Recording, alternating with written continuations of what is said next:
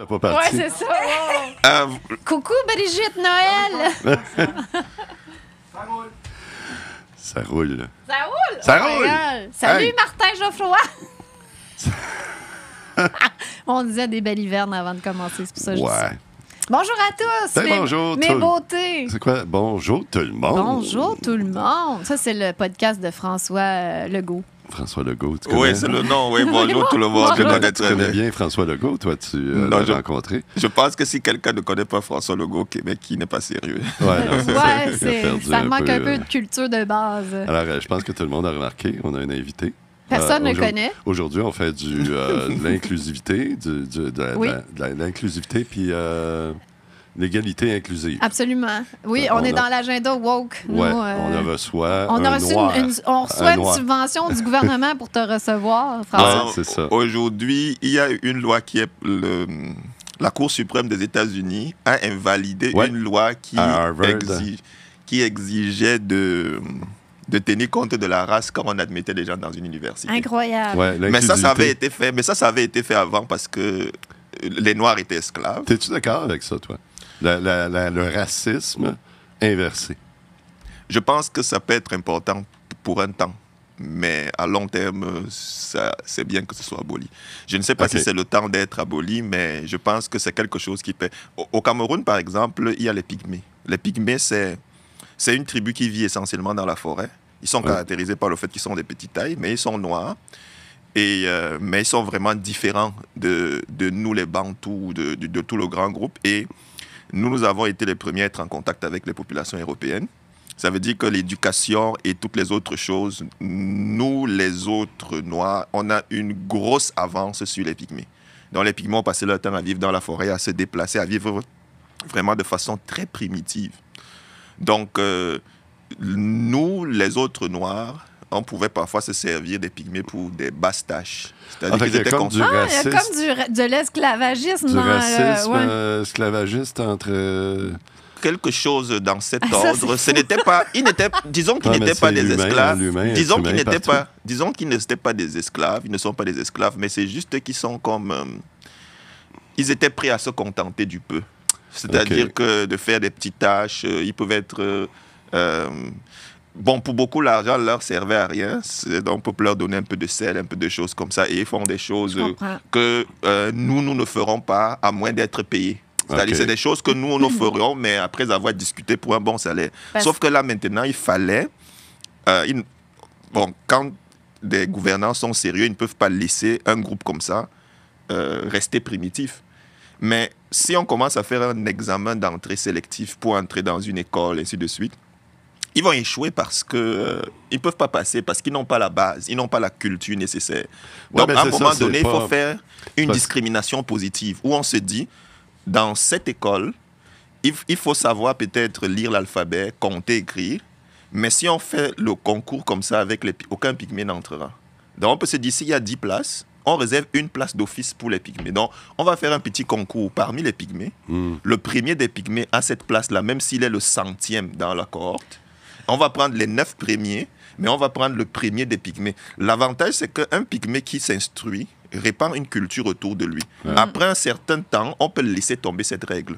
Donc, c'est un peu ça l'idée de De discrimination. briser le Ok. cycle. Voilà, sinon, ça va rester la même chose. Mais Les- toi, t'es pas un pygmée. Je pense que t'es plus grand que moi. Non, je ne suis pas un pygmée. Je ne suis pas un pygmée. Plus grand que moi. Je pense que tu mesures combien? 1m85, je crois que c'est 6 pieds 1. Ah, ben moi aussi, je suis pied. Mais Ok, je non, comprends non, pas pareil. pourquoi les pygmées font pas juste leur affaire, parce que de toute évidence, ils veulent plus être connectés avec la nature puis rester dans comme une communauté.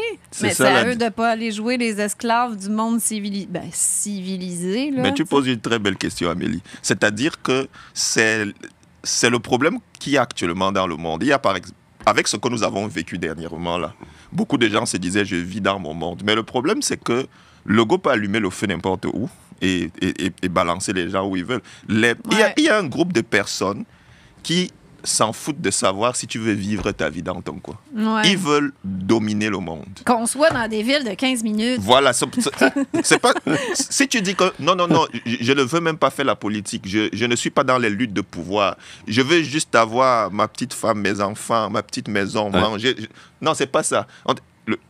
il faut que tu sois ici. C'est-à-dire, l'idée, c'est ça, c'est contrôler, dominer. Les Pygmées ne peuvent pas faire ça parce que le reste de la population, quand tu prends un territoire comme le Cameroun, il y a des grands axes. On va faire ceci ici, on va faire ceci, on va faire ceci là. Donc, si toi, tu viens vouloir construire ton petit village et ta petite eau, non, on veut pas. Ici, là, on va extraire du pétrole. Allez, ouf, on te met de côté. Donc, c'est pas comme s'ils ils n'ont pas le choix parce que l'industrialisation, les Occidentaux et nous qui avons embarqué, on occupe le terrain. On les pousse vers les villes, de toute façon. On les pousse avec les comment tu les appelais, les Camerounais, pas normal, là, mais t'as dit les autres. Là. Je sais pas comment on les appelle. Tu dis les Pygmées. Les Pygmées, puis les autres.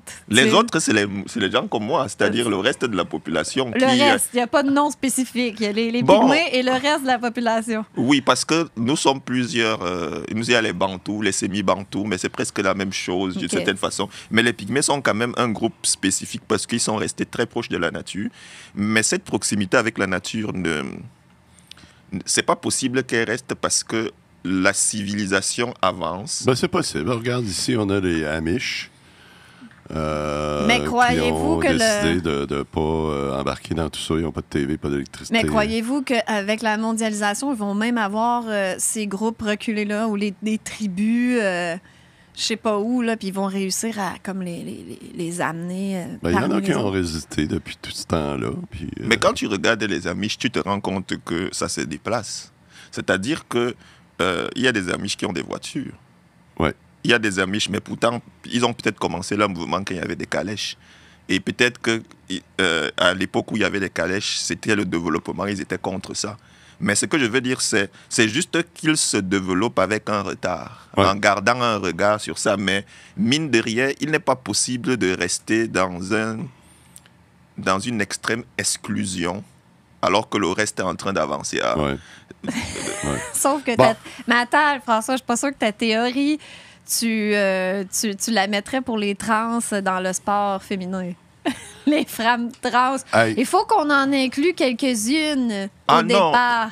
Je ne suis... Attends une minute, on n'ira pas dans ce sujet-là tout de suite. Okay, on va y aller tantôt parce que là...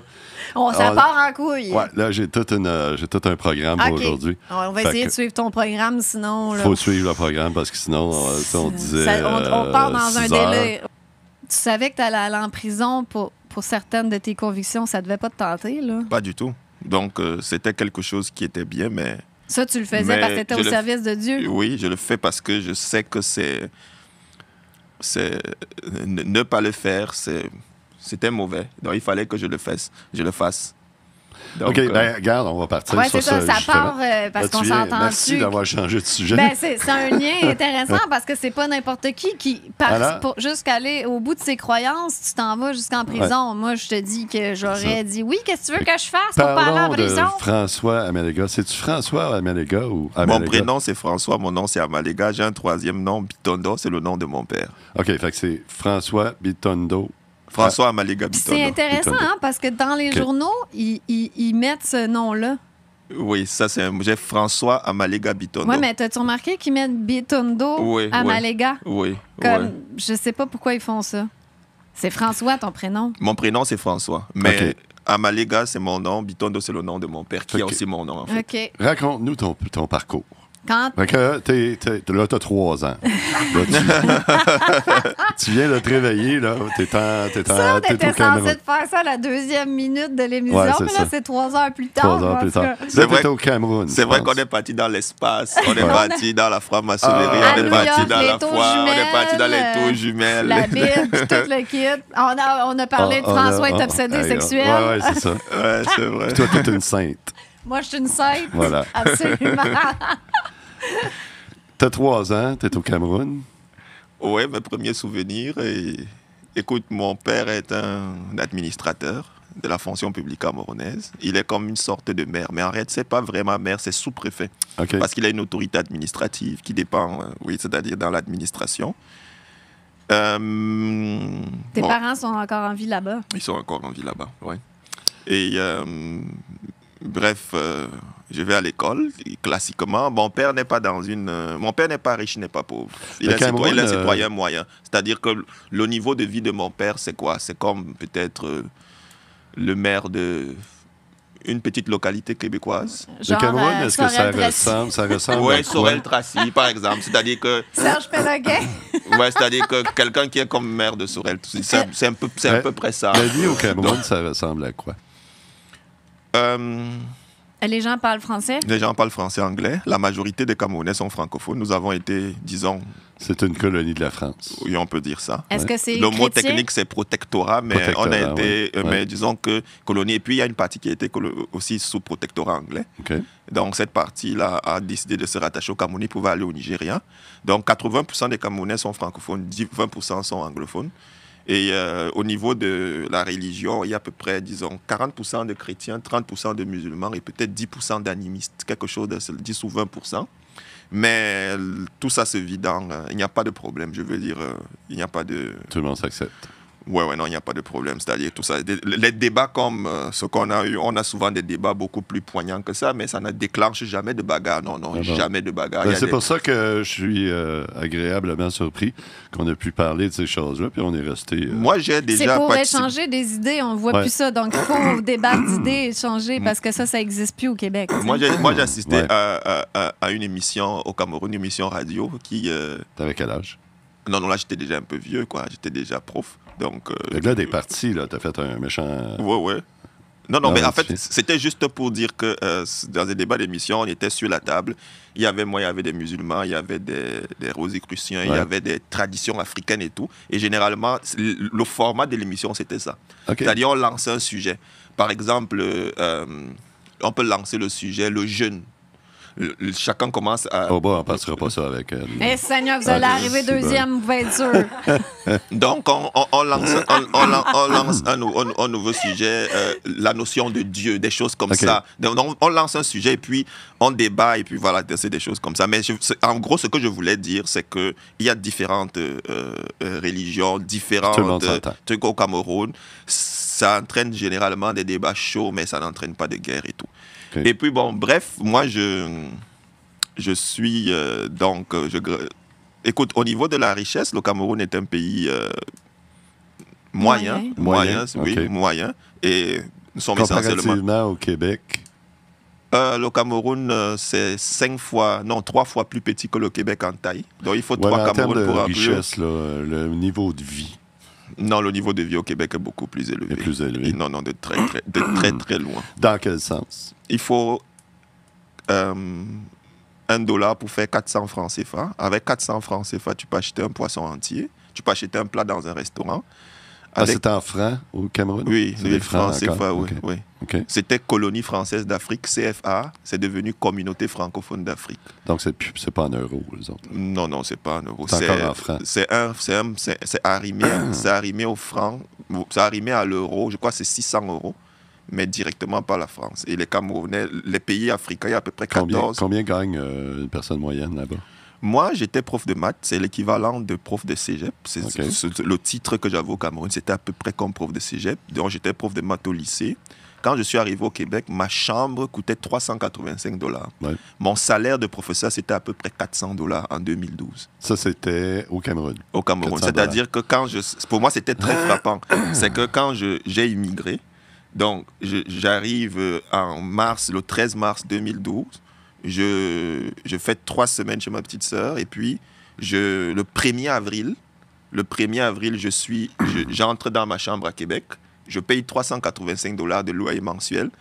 Et ce qui est frappant, c'est qu'à peu près au même moment, là, mon salaire, c'est 400 quelque chose. Donc, je viens de laisser mon salaire. Tu gagnais 400 par mois? Oui, par mois. Mon Dieu, Seigneur. OK, donc le coût de la vie n'est pas très élevé. Mais ce n'était pas quand même très facile. Je veux dire, les gens n'étaient pas satisfaits. Mais je veux dire, pour avoir un niveau de vie similaire à un prof de cégep ici, à cette époque, en 2012, parce que ça fait quand même 11 ans que je suis parti, il y a eu des changements. Mais je veux dire, si quelqu'un gagnait, par exemple, $600 par mois. Là-bas. Parce que $400, c'était un peu dur. Mais $600 par mois, $700, je crois qu'un prof de lycée au Cameroun aurait le niveau de vie d'un prof de cégep. Okay. Donc, ça signifie que le niveau de vie le Cameroun, sur ce niveau, le niveau de vie au Québec est plus élevé. Un appartement là-bas coûte combien? Ça, c'est une bonne question parce que dernièrement, j'ai vu circuler sur mon Facebook, parce que j'ai des amis Facebook, une maison de 160 000, c'était un appartement, il y avait 2 chambres, une cuisine, un salon, c'était 160 000 francs CFA. 160 000 francs CFA, c'est combien? C'est peut-être 400 $, si je ne me trompe pas. Ouais, c'est 400 $400 par mois? Ouais, c'est-à-dire avec 400 $ par mois, tu loues 2 chambres, un salon, une cuisine. Ça doit avoir augmenté là-bas aussi. Non, ça c'est quelque chose de récent là. Parce que j'ai vu ça se passer sur mon Facebook il y a 2 ou 3 jours. C'est-à-dire que c'est un Camerounais qui était en train de faire la promotion. Il a construit comme des appartements dans un immeuble. Donc, c'est sûr que si tu es au Cameroun actuellement et tu loues une maison pour de 500 $ par mois, c'est une grosse maison. Une maison de 1000 $ par mois, tu peux avoir une piscine. Donc, c'est sûr que... Puis, qu'est-ce qui s'est passé? Fait que toi, tu as fait ta vie là-bas, tu étais professeur. Oui, je suis dans une famille de 8 enfants, je suis le 6e. Oh mon Dieu. Enfants, mais est-ce que tu savais depuis longtemps que tu voulais être prof de maths? Non. Quand j'étais petit, vers 9 ans, 10 ans, il y avait un film, Les Chevaliers du Ciel. C'était 2 pilotes de chasse, Tanguy et Laverdure. Et à cette époque-là, tous les gars de mon âge, on voulait être pilote de chasse. Parce que les 2 gars du film, c'était les pilotes de chasse. Donc, je pense que 98% des gars de mon âge voulaient être pilote de chasse. Et puis, à ce moment-là, j'ai entendu dans une émission radio, il y avait une émission qui passait pendant les vacances, la radio de vos vacances. C'était généralement, c'est un journaliste qui faisait venir des jeunes, qui parlait et tout. Et à ce moment-là, il y a un gars qui avait à peu près 16 ans, qui a été l'invité de l'émission et qui avait dit qu'il s'adonne aux mathématiques parce qu'il veut être pilote de chasse. Et puis moi, je me suis dit, ok, pour être pilote de chasse, il faut faire les maths. Et puis j'ai dit, ok, je vais aimer les maths. Et puis mais ça se passait bien. Bon, mais écoute, ce qui s'est passé, c'est que quand je faisais secondaire 3, mes ambitions ont changé. Ce n'était plus pilote de chasse. Je me suis dit, je veux faire les maths pour... c'est devenu vraiment les maths pour les maths. Je suis devenu fasciné par la rigueur des maths, par le fait que les maths c'est rigoureux, c'est précis. C'est-à-dire qu'il n'y a pas de place à chacun à sa vision. Un peu comme quand on discutait tout à l'heure. Il n'y a pas un débat sur les maths. Mais c'est vrai qu'il y a une partie des maths comme ça. Ah, quand même. Oui, il y a une partie des maths là, qui on s'entend là-dessus, parce que moi, je suis informaticien, puis c'est la même chose, hein, c'est des mathématiques. Oui, mais quand tu vas dans les fondements des maths, tu commences à voir que ça devient un terrain glissant. Il y a des fondements des maths, c'est-à-dire qu'il y a des choses dans les... Parce que... Des fois, 1 + 1 = 4. Non, tu n'es pas dans les fondements. Mais quand je parle de fondements, parce que dans les maths, il y a la notion d'axiome, une forme de dogmatisme. C'est-à-dire que c'est quoi un point? C'est-à-dire que il y a... Et ça s'est arrivé. C'est arrivé avec les postulats d'Euclide. C'est-à-dire qu'il y a un livre en mathématiques qui a fait référence pendant très longtemps. C'était les éléments d'Euclide. Euclide, beaucoup de gens se demandent si c'est un mathématicien ou bien si c'est une école de mathématiques où les gens écrivaient sous le pseudonyme parce que c'est arrivé. Ouais. Par exemple, dans les années 60, ça, ce sont les gens que je considère comme un modèle mathématique. Il y avait une école française de mathématiques, certains vivent encore. Oui. Ils ont tous écrit une série de livres de mathématiques sous le titre de Bourbaki. C'est-à-dire c'est Bourbaki, mais ce n'est pas une personne qui a écrit. C'est les Jean-Pierre Serre, Jean Dieudonné. Okay. C'est plusieurs personnes. Donc les gens se demandent parfois si Euclide, c'est vraiment une personne ou si c'est une école de mathématiques qui a écrit sous un pseudonyme. Okay. Parce qu'il avait écrit ce qu'on appelle les éléments. Je crois que c'est 13 livres qui ont comme consigné presque toutes les mathématiques connues de l'époque. Ouais. Sauf que dans le livre des éléments, dans la partie géométrie, il commence par des postulats. Et parmi les postulats d'Euclide, il y a par exemple, par 2 points distincts passe une seule droite, par un point extérieur à une droite, tu peux tracer une seule droite qui lui est parallèle. Tu vois? C'est-à-dire par un point extérieur à une droite, tu peux tracer une seule parallèle, ainsi de suite. Donc, et après, à un moment donné, des mathématiciens de la fin du 19e siècle, début 20e siècle, s'étaient demandé, parce que l'idée en mathématiques, c'est d'être précis et rigoureux, d'enlever toute idée de croyance. Mais sauf que Euclide, dans sa géométrie, démontre tout. Sauf qu'au départ, il y a ces postulats, ces 5 premiers axiomes. Donc, 5, c'était beaucoup pour certains mathématiciens qui se demandaient est-ce qu'on ne peut pas réduire le nombre de choses qu'on accepte? Parce que ce sont des choses non démontrables. Mais ils se sont rendus compte qu'il y avait des postulats qui n'étaient pas vrais. OK. Qui n'étaient pas non plus faux. qui étaient juste les points de base d'une géométrie. Par exemple, le postulat selon lequel, par 2 points distincts, on peut passer une seule droite. Ça, c'est la base des géométries euclidiennes. Ouais. Il y a des géométries non euclidiennes, à travers lesquelles, par 2 points, tu peux tracer une infinité de droites. Et ça fait des géométries cohérentes.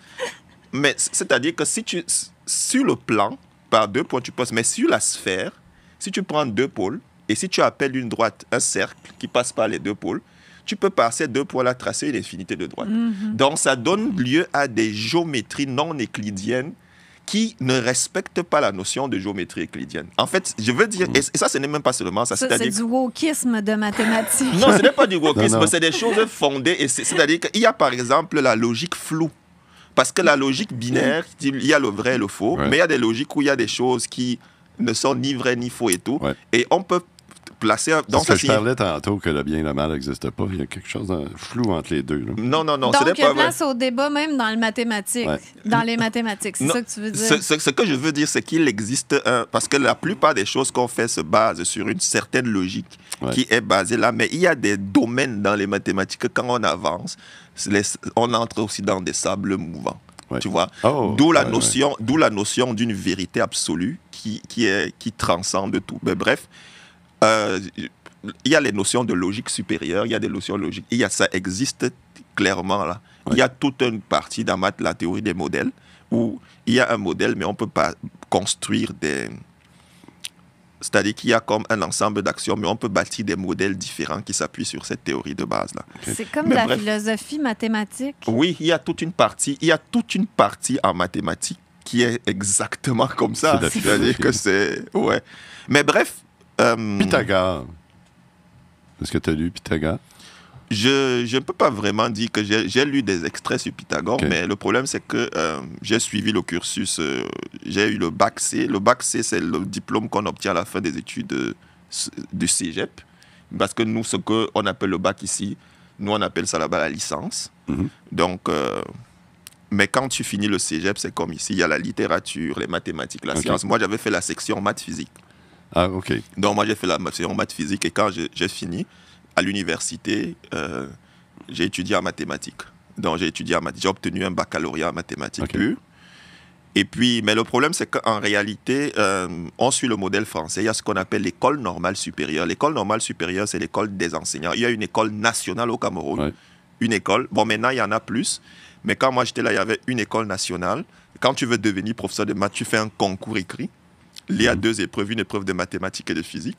Et le mathématique pèse plus quand tu veux être prof de maths. Donc, tu fais le concours et vous entrez, vous allez être prof de maths. Sauf que vous étudiez les 2 premières années. Vous étudiez les mathématiques, la pédagogie et tout. Et ensuite, en 3e année, vous allez en faculté. C'est-à-dire qu'à l'université, vous faites une 3e année à l'école, vous faites une 3e année en faculté. Tu obtiens donc un baccalauréat en maths et un diplôme d'enseignement de maths. Donc, c'est ce que j'ai fait, j'ai enseigné. Ensuite, je suis revenu obtenir une maîtrise en enseignement des mathématiques. Physique quantique? Non, j'ai plus fait des maths. J'ai fait la physique que j'ai fait un cours d'électricité et de mécanique à l'université. Mais au cégep, j'ai fait tous les cours. Au lycée, j'ai fait les cours. Mais à l'université, juste en première année, j'ai fait un cours de mécanique et d'électricité. Mais ce que j'ai étudié le plus, c'est les maths même, c'est-à-dire les cours d'analyse, les cours d'algèbre, de géométrie. Ça parce que la physique quantique, ça me fascine, parce qu'il y a là-dedans, il n'y a pas... On connaît presque rien.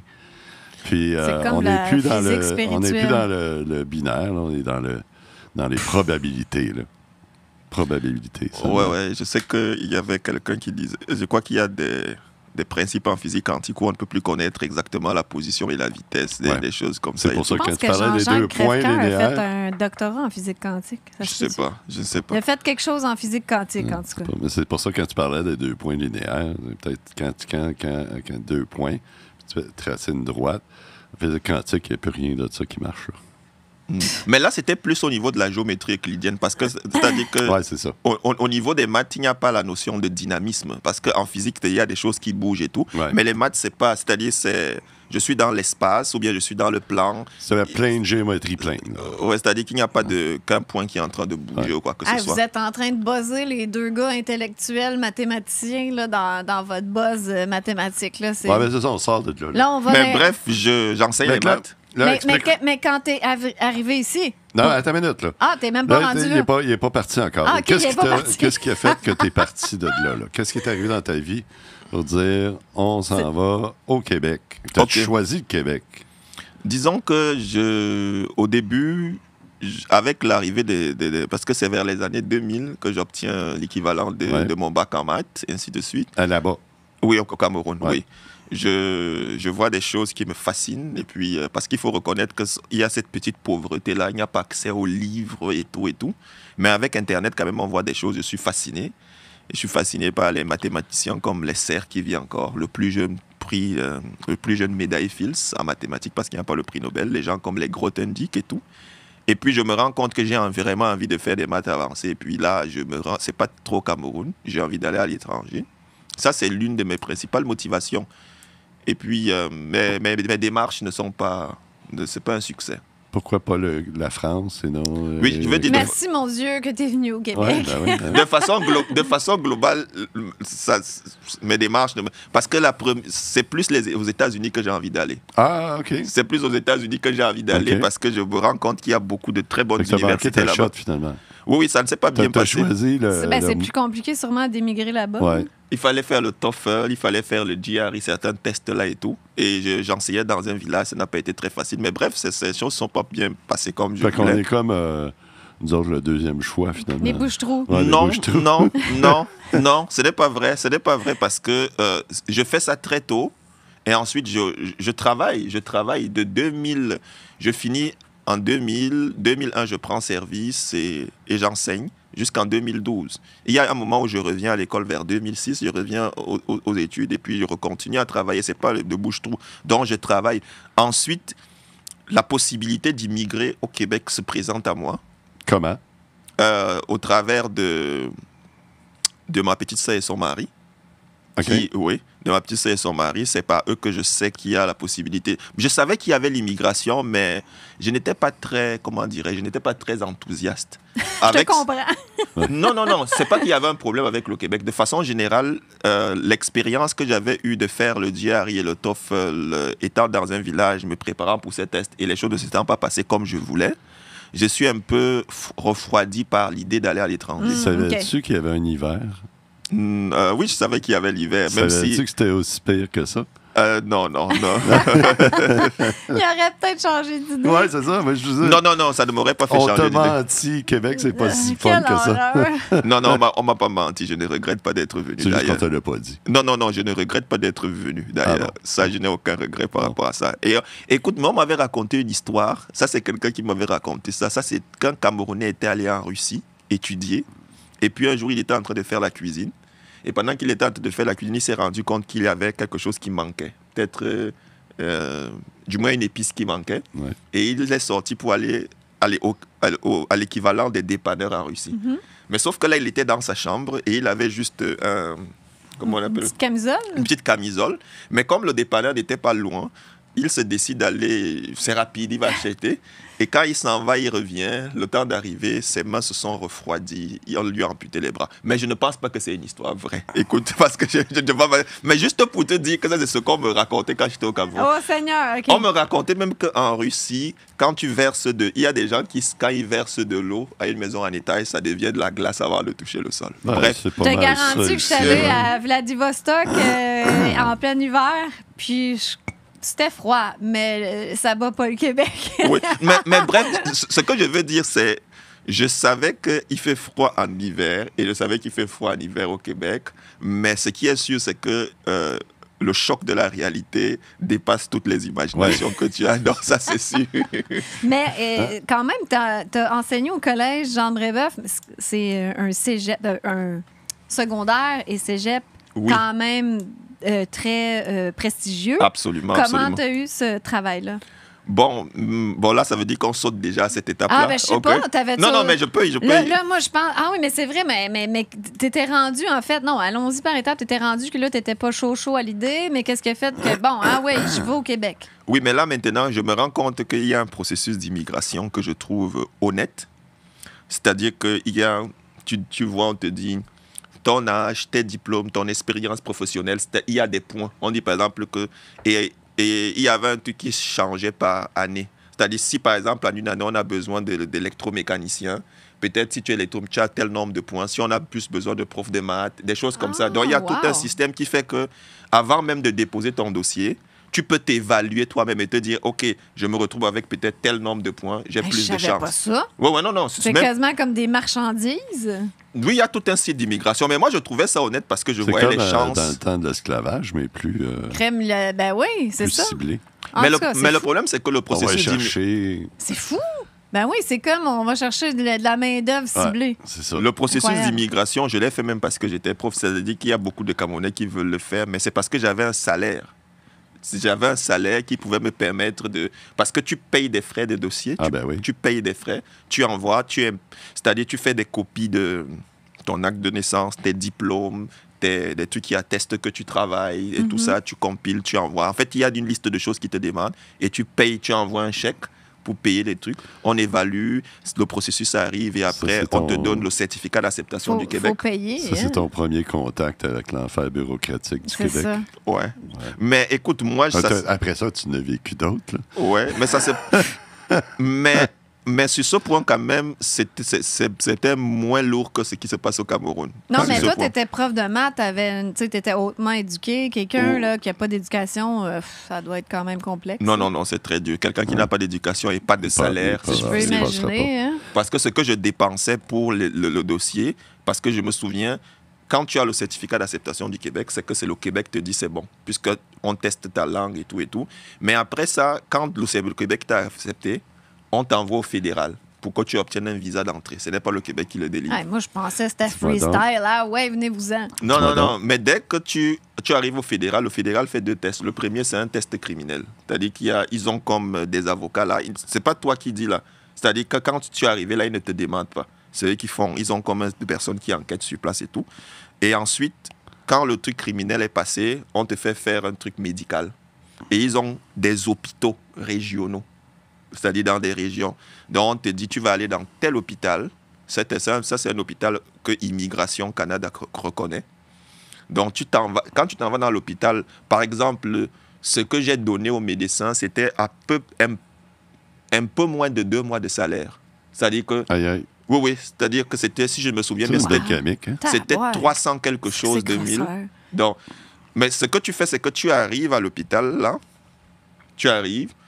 on prend ton pouls, on te fait la radio, tu t'en vas dans les toilettes, tu fais pipi, tout ça, on prend le sang. Non, en fait, on te fait une batterie de tests, on ne te demande rien. Et dès qu'on finit, tu payes l'argent et tu t'en vas. C'est le médecin qui sait ce qu'il fait et il envoie les résultats dans un centre en France. La France gérait une partie de l'Afrique et de l'Europe. Il y a comme le centre, tout ça.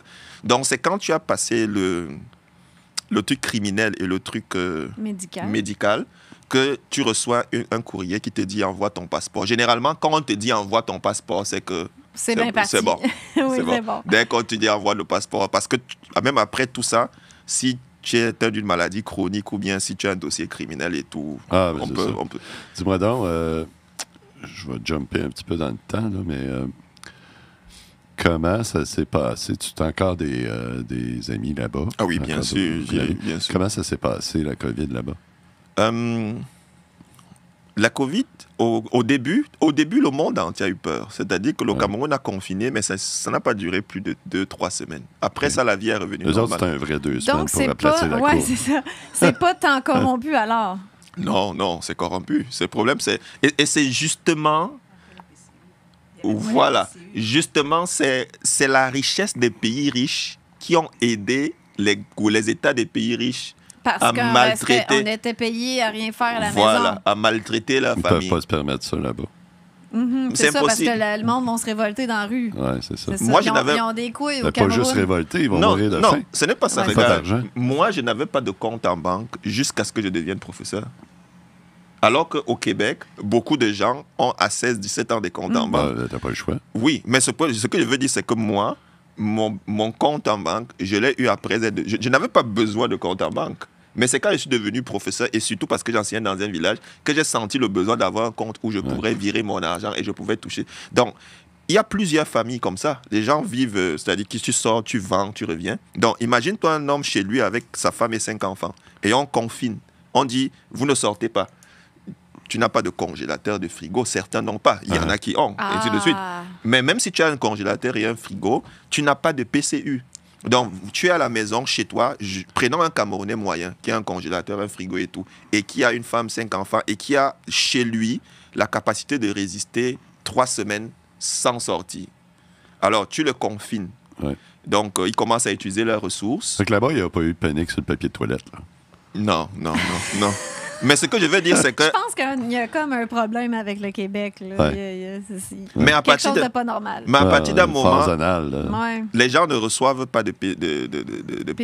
Rien. Mais tu vas rester à la maison comment? Tu as faim, ta femme a faim, tes enfants ont faim. Tu dois sortir. Et puis les gens ont recommencé à sortir. Et puis la vie a repris son cours. Et dans les marchés au Cameroun, les gens sont collés. C'est-à-dire, c'est pas comme... les gens sont des comptoirs et tout. Donc, tu ne peux pas passer dans un marché où tu as les lignes et tout. Donc... écoute, la vie a repris son cours. Y a-t-il des masques? Il y a eu des masques dans des bâtiments administratifs de l'État. Mais même là, ça dépendait aussi de ton quotient intellectuel? Non, pas du quotient intellectuel, du désir... c'est-à-dire, ça dépendait. C'est-à-dire, si moi, par exemple, je veux commander et que je peux dire les masques. Mais si je suis un peu négligent... Okay. Ça dépend de ton degré de conformisme en tant que dirigeant, peut-être. Oui. Mais tout ça, les gens s'en foutaient un peu. Dis-moi donc, avant de jumper au Québec, ton monde là-bas, est-ce qu'ils sont courants de ton combat ici puis tout ce que tu as vécu? T'es-tu un héros? T'es-tu un héros? Un héros ou ils te trouvent un peu cinglé? Écoute, je connais... Mais ça s'est passé au Gabon, ce qui est voisin du Cameroun. Je connais un couple ici, la femme est française. La femme est gabonaise, le mari est français, qui un jour m'a dit que dans le journal national du Gabon, il y a une section où ils ont écrit un article sur moi. Ben, j'étais très honoré et étonné. OK, donc tu es un héros, pas un criminel. Oui, en tout cas, au moins, l'article... C'est un bon article. L'article dans le... C'est pas comme les articles du journal de Montréal ici, là, où est-ce que t'es une sous-merde. Absolument. Mais ce que je veux dire, c'est que... Mais dans un journal camerounais, je ne sais pas, je n'ai rien entendu et tout. Donc, mais ma famille sait... mon petit frère me suit sur Facebook. Est-ce qu'il te traite de complotiste? Ta famille? Non, ma famille comprend. Écoute, c'est des complotistes? Disons que ça dépend. Nous sommes 8 enfants. J'ai 4 sœurs et 3 frères. 4 garçons, 4 filles. Donc, de façon générale... Est-ce qu'ils sont vaccinés? Non. Déjà... donc, ils sont complotistes. Non, ce n'est même pas cela. C'est parce que la pression vaccinale n'a pas été la même. Les vaccins, ils aiment ça en Afrique. Là. Bill Gates, il veut sauver l'Afrique. Oui, mais la pression vaccinale n'a pas été la même. Ça n'a pas été la même. Non, parce qu'ils n'ont pas d'argent à payer. Oui, mais les Africains ne sont pas caves non plus. Là. Ils ont comme appris leur leçon versus les Québécois, non. Mais moi, je pense que... On va l'apprendre. Moi, je pense que c'est pour ça que c'est évident qu'il y a un complot. Des gens qui veulent soumettre le monde. Ouais, et ces personnes-là se sont concentrées sur les pays occidentaux. Et parce qu'ils savent que si tu soumets la France, tu soumets 14 pays africains. Parce qu'il y a 14 pays africains qui dépendent. Ouais. Si tu soumets les États-Unis, tu soumets pratiquement le Canada, parce que la sécurité physique du Canada dépend des États-Unis. Et tu ne soumets pas seulement ça, tu soumets l'Europe, parce que avec l'OTAN, la sécurité physique de l'Europe dépend des États-Unis. Je veux dire, ils se sont concentrés dans des endroits précis parce qu'ils veulent écraser. Et c'est pour ça que je me dis, il n'y a pas eu la même... Ils n'ont pas vécu la même pression là-bas. Il n'y a pas eu de révolte ou manifestation là-bas. Tu ne pouvais pas faire... Les gens ne pouvaient pas... Parce que, regarde... Il n'y avait pas des influenceurs complotistes.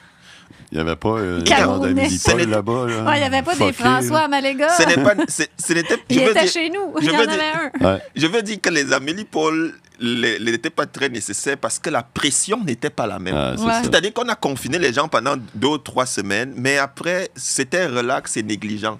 Et surtout, et il y a même un documentaire, là, j'avais partagé ça sur mon Facebook en 2021, c'est, je crois, une Belge qui vit au Cameroun, une blanche et tout.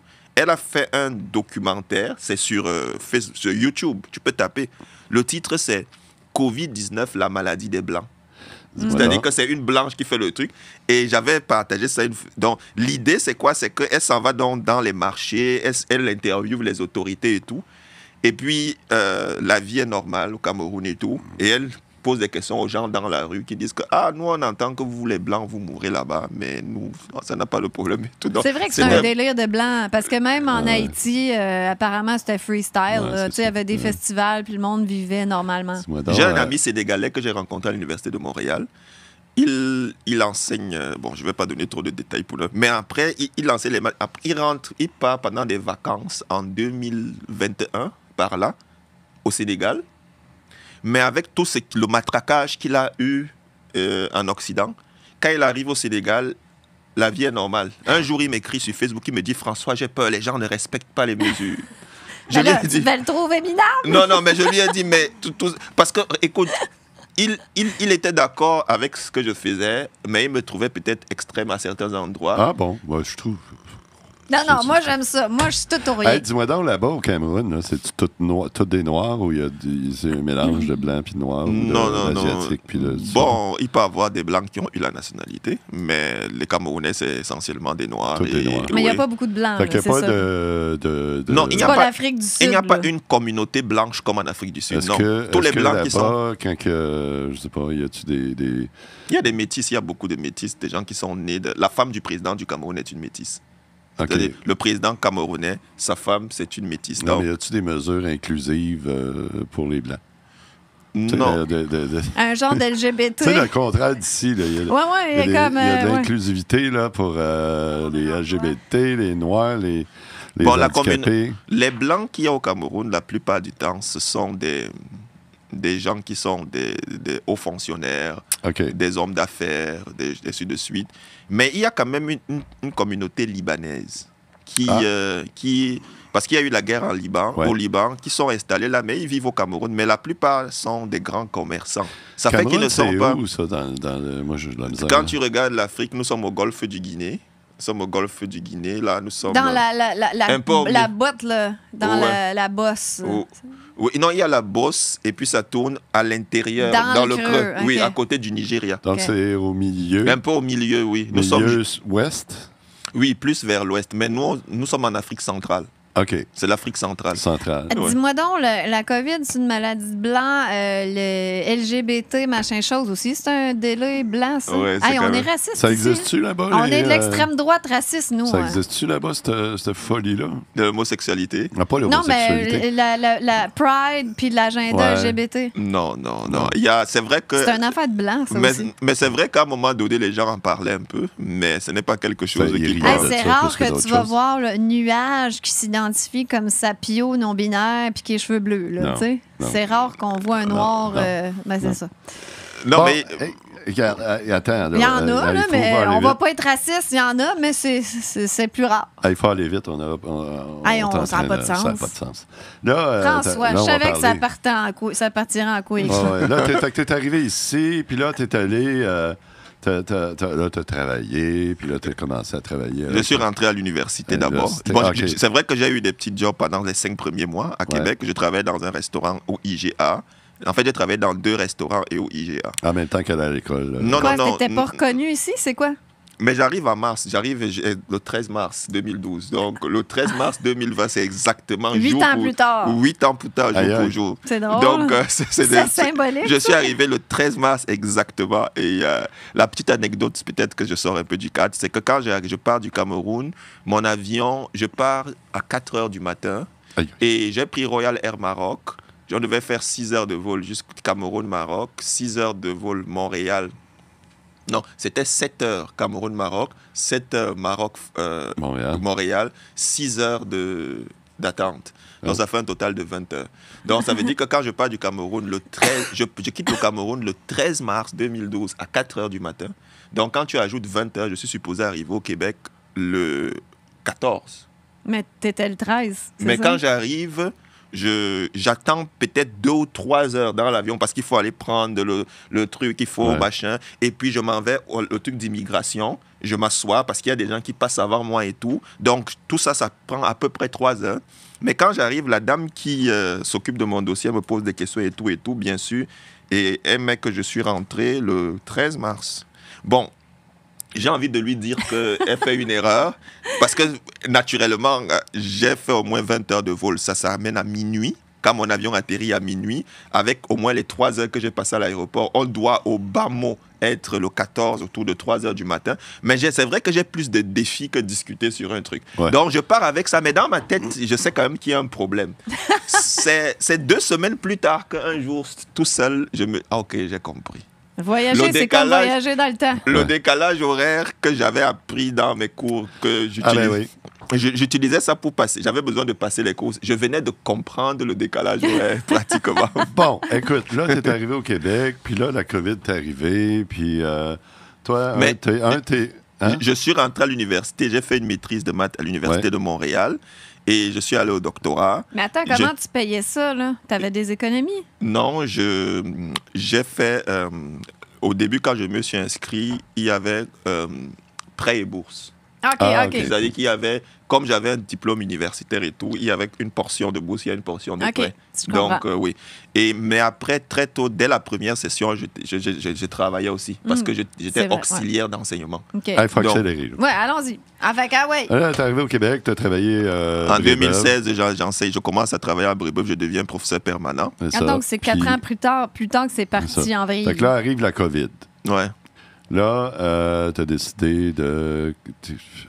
Non, ça ne commence pas comme ça. Je suis content d'être prof à Brébeuf. Ce n'est pas comme si la COVID arrive, je jette ça. Non, c'est des posts. Parce que je crois, si je ne me trompe pas, je l'avais mis dans ma petite présentation, c'est que tu as fait certains posts dénonciateurs des mesures, puis t'ont demandé de les retirer et toi, tu n'as pas voulu. Oui, donc ce qui se passe, c'est qu'à un moment donné, je participe durant tout l'été aux manifestations, comme il y en avait et tout. Je partage les vidéos des complotistes comme Amélie Paul sur mon mur et tout. Des choses comme ça. Je partage aussi beaucoup d'autres choses. Ça pardonne pas. Ça, ça c'est pas évident. Je vais aux manifestations, je mets des trucs et tout. Mais jusque-là, il n'y a pas de problème.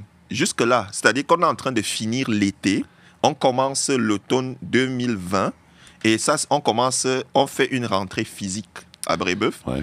Et là, maintenant, il y a une dame qui est responsable du département de maths qui m'appelle et qui me parle très gentiment. Elle me dit, François, comme tu es prof à Brébeuf, si par hasard un journaliste te rencontre à une manifestation et découvre et voit ton profil et tout, elle voulait juste que je rende mon profil privé.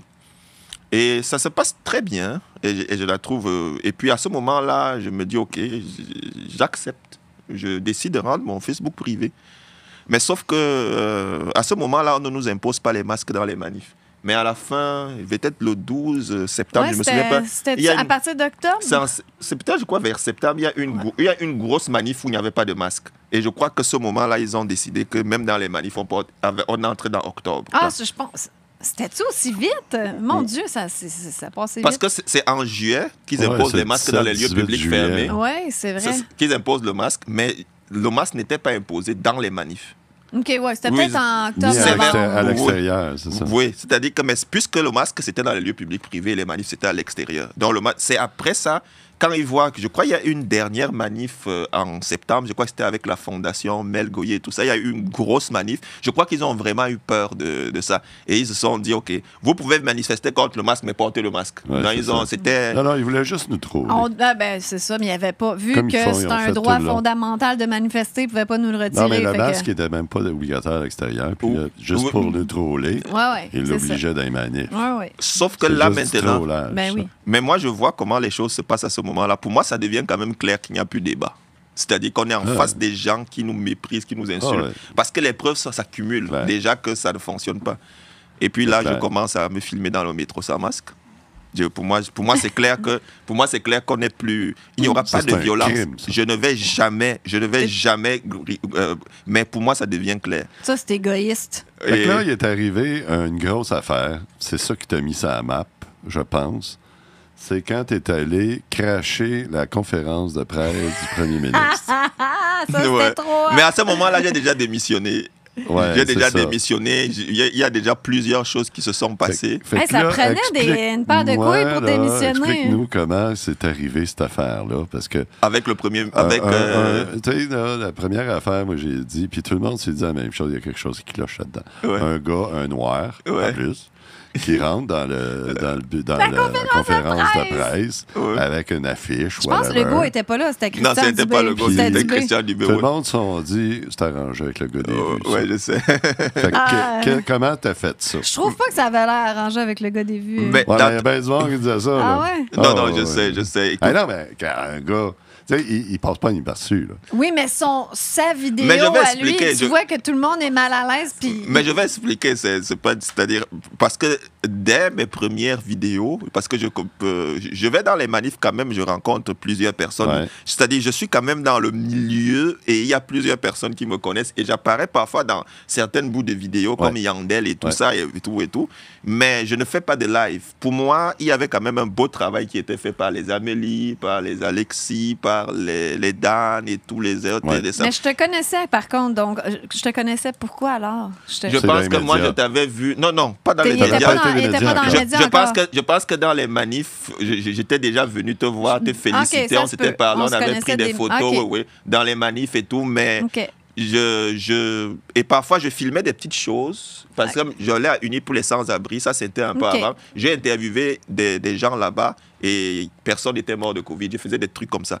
Mais sauf que là, maintenant, quand je fais mon premier direct, en fait, je vais dans un poste de police pendant le couvre-feu. Ça, c'est en janvier 2021.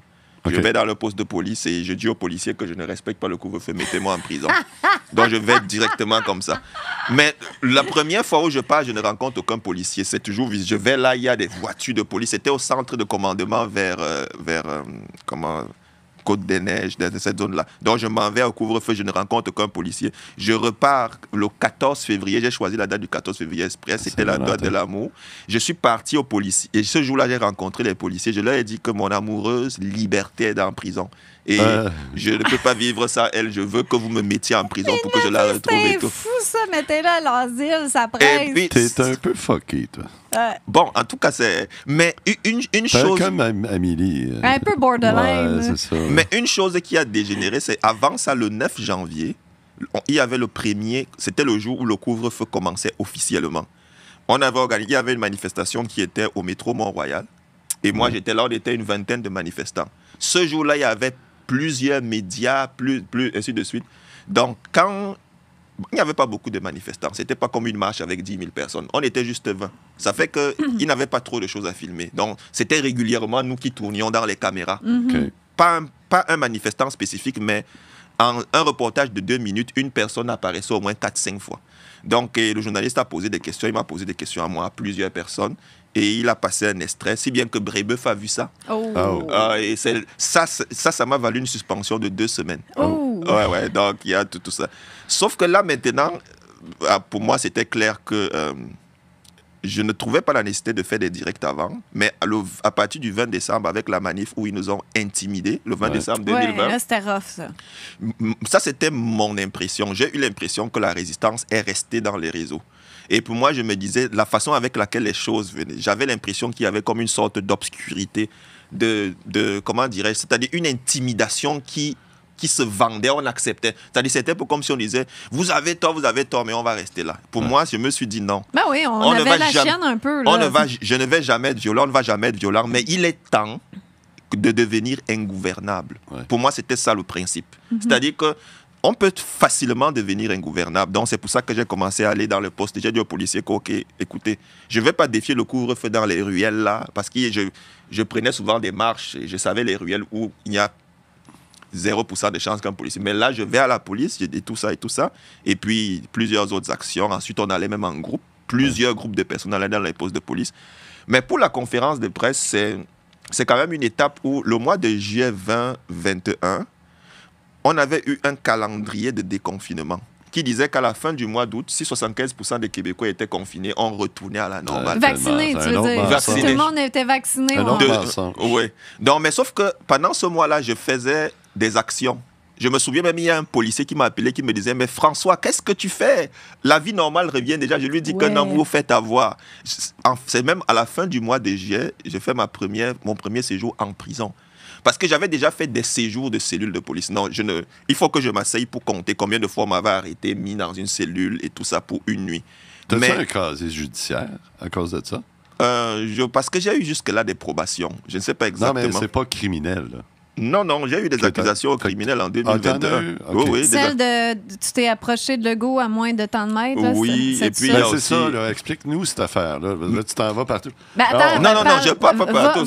Explique la conférence de presse avant. Je voulais expliquer que en juillet 2021, je vais en prison. C'était pas une cellule. Ouais. Pour à peu près 5 jours pour la première fois, parce qu'on fait une manifestation à Joliette. On entre dans un Canadien Tire. Et ils me disent de ne plus venir. Ils me donnent même une condition de ne plus venir. Moi, je reviens le lendemain, ils m'arrêtent et tout, des choses comme ça et tout. Mais le problème, c'est que je sors de la prison à ce moment-là. Et le 10 août, je suis dans mon auto, j'entends qu'il y aura une conférence de presse du ministre de la Santé qui va parler du passeport vaccinal. Alors qu'il y avait déjà eu des changements. Au début, il avait dit passeport vaccinal, les gens se sont énervés. Il a dit non, c'est juste un certificat pour attester que tu es vacciné. Ça avait changé. Dans ce jour-là, je me dis, OK, j'avais déjà essayé d'entrer dans une conférence de presse de Trudeau. Ça n'avait pas fonctionné. Non, il y a plus de sécurité, je pense. Cette fois-là, je décide donc. Mais c'est surprenant que Legault, il n'y avait pas. Écoute, non, c'était du B. Legault était pas là. C'était du B. Ouais. Mais la première chose que les gens doivent savoir, parce qu'il y a plusieurs personnes qui ont posé cette question-là. Celle-là, je trouve qu'elle n'est pas une question, c'est une question intelligente.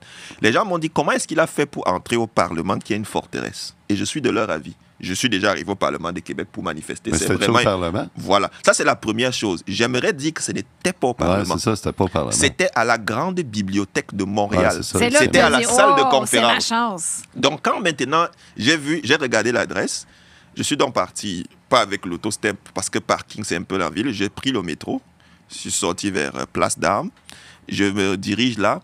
Et là, il y a... Alexa de Rebel News, la journaliste de Rebel News, avec Guillaume. On la connaît bien. Alexa. Voilà. Donc, ce jour-là, quand on arrive, moi, je viens comme ça, Alexa et Guillaume arrivent. On arrive au même moment, là. Donc, et là, ce qu'ils ont fait, c'est qu'ils ont installé, dès l'entrée, il y avait une dame qui vérifiait les accréditations dont tu arrives et tout. Donc, il y a des journalistes qui passaient et tout. Mais quand on va entrer, je veux entrer, puisque je connais Alexa et Guillaume, donc c'est joyeux et tout, donc on veut entrer ensemble. Guillaume me dit non, toi attends. Parce que Guillaume ne veut pas qu'on m'associe à eux. Ils veulent se donner une chance d'entrer. Ah, donc tu étais déjà une célébrité? Dans le milieu complotiste, j'avais déjà fait des... Nous sommes parce que mes premières vidéos, c'est en janvier 2021. Donc, mais tu avais déjà comme une réputation, tu avais déjà une étiquette, parce que oui. ne voulaient pas être associés à toi. OK. Ah non, j'avais déjà, à ce moment-là, j'ai déjà une étiquette. C'est clair. Okay. J'ai déjà, je crois qu'il y a des journaux qui avaient déjà écrit, parce que quand ils m'arrêtent, ils me mettent en prison. Un journal écrit un truc, okay. Un coup d'éclat complotiste, tourne au vinaigre. Je crois que c'était ça le titre, un truc de ce genre-là. Et puis, donc, mais... À ce moment-là, Guillaume ne veut pas qu'on m'associe à eux. Donc, Guillaume avec Alexa. Rebel News. Guillaume, c'est un journaliste. Non, il est avec nous. C'est-à-dire, Alexa, c'est la journaliste de Rebel News. Mais... Ah, Guillaume est avec nous. Le grand, là? Non. C'est Guillaume qui filme Alexa. Il est OK. Guillaume Roy. C'est-à-dire que c'est... je connais pas. Je connais pas. Non, mais Guillaume Roy, il a fait même plusieurs vidéos avant et tout. En tout cas, il est là depuis le début. Mais sauf que je me mets dans l'écart, Guillaume entre avec Alexa et moi, je suis à l'extérieur parce que l'idée, c'était il voulait se donner une chance. Donc moi, j'attends. Mais je vois que ça ne se passe pas bien là. Alexa essaye de toutes les façons de convaincre la madame. La madame est, comment dirais-je, elle est imperméable. Ouais. À un moment donné, même, elle fait venir comme un monsieur qui... tape la main sur... Bon, pas physiquement, quoi. Il est un peu plus... si bien qu'il les met dehors. OK. Donc, moi, je vois donc tout ça. Et ils sont de Rebel News, qui est un journal, qui est quelque chose... même de l'autre, ils connaissent Rebel News et tout ça. Ouais, même Trudeau connaissent Rebel News et tout. Ouais. Mais ce que je veux dire, j'ai envie de dire que moi, je filmais juste sur Facebook. Et moi, je devais entrer pour dire que moi, je suis un indépendant. Je fais mes diffusions sur Facebook et tout.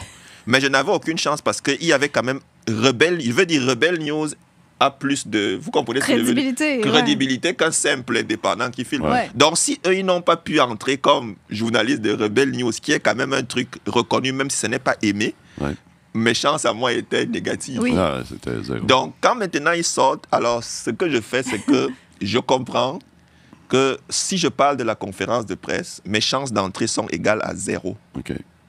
Mais nous sommes à la grande bibliothèque. Ouais. Et là, je dis à la madame, est-ce que je peux visiter la bibliothèque? La madame me dit, elle n'est pas là pour la bibliothèque, elle est là pour vérifier des accréditations des journalistes. Si je veux, je peux demander à la sécurité.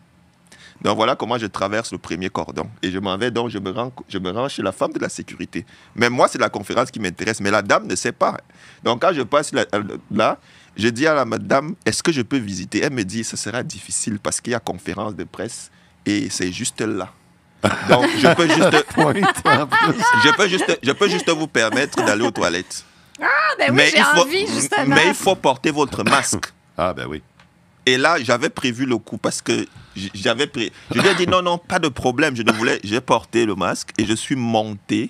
Là, je suis allé vers les... Et là, j'ai commencé à chercher exactement où. J'étais un peu difficile à retrouver parce que... Et puis là, je vois à un moment donné une journaliste qui sort et l'appelle. Du moins, elle fait un appel téléphonique, mais elle s'est tenue à une position, je regarde et tout. Et la journaliste rentre. Donc, vois où elle est entrée. Et la salle de conférence bleue, là, avec protégeons-nous et tout. Donc, quand tu entres, il y a comme une grande porte. Il y a un grand escalier. Donc, quand tu entres, tu vois le bas de l'escalier. Mais c'est quand tu vas dans les côtés. Donc, l'escalier, en fait, c'est les chaises où les journalistes sont assis. Donc, quand tu entres, en fait, c'est comme si les journalistes sont au-dessus de toi. Ah. Mais quand tu entres, dès que tu viens par le côté, tu vois le truc bleu. Là, et eux, ils sont là devant. Donc, dès que je vois ça, je vois directement le truc bleu. Je recule d'abord un peu. OK, parce que je ne savais pas que c'était si proche. Donc, je me recule, je me reconcentre et je reviens maintenant avec Parce que je voyais les gens étaient assis chacun de son côté avec des masques. Donc, moi aussi, j'entre et je cherche une place au milieu, je m'assois et j'attends. Personne ne demande rien à tout le monde, les gens qui sont dans son coin. Mais là, tout est parfait et je suis calme, personne et tout et tout. Et puis, on annonce l'arrivée du ministre de la Santé. Et dès qu'on annonce l'arrivée du ministre de la Santé, ils vont en onde. Moi aussi, je vais sur mon Facebook. Et quand moi, je vais sur mon Facebook, là, c'est bon parce qu'il est en direct. Ouais. Il est en direct. Et puis, je pense qu'il ne s'attendait pas à ce que ça arrive. Sans blague. Sans blague, oui, certain. Donc, et puis, quand la conférence donc, avance, moi, je filme parce que... je suis connecté sur mon Facebook, je vois qu'il y a des gens qui se connectent. Bon, mais mon Facebook, je ne diffusais pas les conférences de presse, mais il y a des gens quand même. Et quand je bouge mon téléphone, je vois les gens qui commentent. Puisque moi, j'étais calme, donc j'avais le temps de lire. Je ne lis pas toujours, mais j'avais le temps. Je vois des gens qui disent, il est dans la salle parce que... Le monde ne veut pas le croire. Parce qu'il y a le truc... quand ça apparaît à la télé, c'est quand même... Oui. Ouais. C'est format télé. Ouais, c'est format télé. C'était évident que c'était amateur en plus. Voilà, je pouvais filmer les bords. Et c'était sur ta page. Voilà, c'était sur moi. Maintenant, parce qu'il y a des gens qui filment parfois la télé dans le truc. Oui, c'est ça. Mais là, ensuite, eux, ils se rendent compte. Parce que je vois, il y a une dame là, il y a une dame dans le bord qui regarde son téléphone. Elle dit, oh monsieur, et elle pointe vers moi. Ah! Donc, ils se rendent compte que je suis dans la salle et tout. Maintenant, il y a un dilemme. Parce que s'il n'était pas en direct, c'était facile. Ouais. On me jetait dehors. Ouais. Mais je suis en direct. Ils sont en direct. Donc, je me souviendrai toujours de ce moment-là. Dubé a dit, on va prendre un break, quelque chose de même. Ouais. Donc, ensuite, maintenant, il y a des gardes qui viennent vers moi. Mais dès qu'ils viennent, je les filme. Et nous sommes en direct. Et je pense T'as-tu dit nous sommes en direct, monsieur? T'as-tu dit ça? Non? Non. Moi, je ne parle pas. Mais le problème, c'est que le garde, lui, Alors, s'il m'arrête, est-ce que je vais crier? Le problème, c'est qu'il faut... À ce moment-là, je suis comme un œuf. Dans le sens, le fait qu'il soit en direct font que... Il faut gérer ça bien. C'est-à-dire comment le jeter dehors sans perturber la conférence. C'est ça l'idée. C'est un petit dilemme. Oui. C'est pas que physiquement, c'était pas un problème physique. Mais le problème, l'idée, c'est comment préserver la conférence, mais pouvoir quand même le jeter dehors. Vous êtes doublement en direct, là. C'est embêtant. Voilà. Mais dis-moi, est-ce que tu avais planifié poser une question puis crasher la patente ou tu n'avais pas planifié ça? J'avais prévu quand même, parce que j'avais des affiches, puisque je faisais souvent plusieurs actions dans les rues avec des gens pour sensibiliser les gens. Donc, c'est bien que ce jour-là, j'ai pris une de mes affiches qui était pliée. Je cherchais ce que je vais faire. Est-ce que je vais directement monter sur le truc et apparaître avec ça, ou bien est-ce que je vais, en réfléchissant, quand la conférence de presse est finie, il y avait le temps des questions, j'ai décidé que je vais poser une question. Et ma question était vraiment simple, là, parce qu'à ce moment-là, ça apparaissait clairement sur le site de Pfizer que le vaccin Covid n'est pas approuvé, il a reçu une autorisation d'urgence. Et moi, je voulais demander quelles sont les garanties du gouvernement. C'était quand même important pour moi que ça ressorte. Sauf que là, dès que j'arrive, quand ça arrive à mon tour, parce qu'ils ont tout fait, mais je pense qu'après, ils ont trouvé leur solution. Leur solution, c'est que comme pour l'instant, je ne faisais pas de bruit et que je restais là, dès que je suis arrivé pour poser la question, ils ont coupé les micros, ils ont dit nous allons prendre une pause, on demande aux panélistes de sortir. Mais là, quand j'ai vu qu'ils sortaient, moi j'ai avancé, j'ai commencé à poser la question et tout et tout. Et puis là, il y avait des journalistes, j'ai aussi parlé aux journalistes pour leur dire que mais là, il faut qu'ils soient aussi durs avec le de suite. Et puis bon, bref, ils m'ont mis dehors. Et puis, ils ont recommencé la conférence de presse. Tu n'as pas été chargé, rien? Non, je n'ai eu aucune charge à ce moment-là. Dans le journal, tu te rappelles, ils ont dit qu'ils ont fait évacuer Dubé, tout ça, pour une question de sécurité. Vous y étiez tellement en danger. Ça, c'était au mois de juillet. Le 10 août. Donc, juste avant le passeport. On a eu... Non, il venait annoncer le passeport. Ah, il venait l'annoncer. La conférence de presse... C'est ça, c'était à partir du 1er septembre. La conférence de presse disait que le 1er septembre, le passeport commence, mais le 15, ça devient obligatoire. On a pété... Moi, j'ai pété ma coche juste en même temps que toi. C'est drôle, hein? Parce qu'à ce moment-là, c'est là que c'est arrivé, mon histoire. Là, moi, parce que tu t'es opposé au passeport. Je me suis opposé au passeport, puis là, la CAQ m'a sacré dehors. Puis j'ai fait une vidéo qui a été virale avec Éric Duhaime. Okay.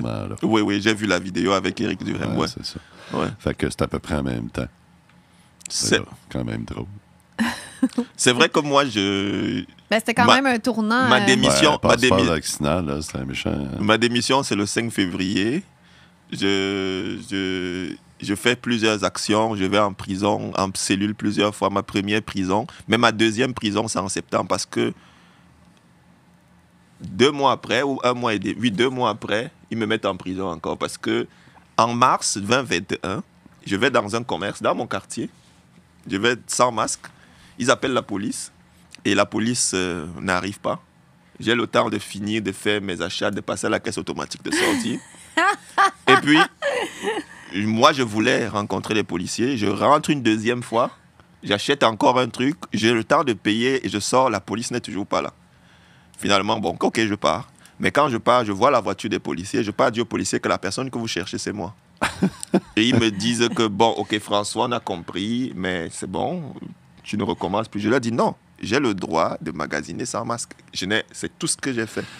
Ils me disent que, bon, OK, là, maintenant, tu donnes-nous ton permis de conduire.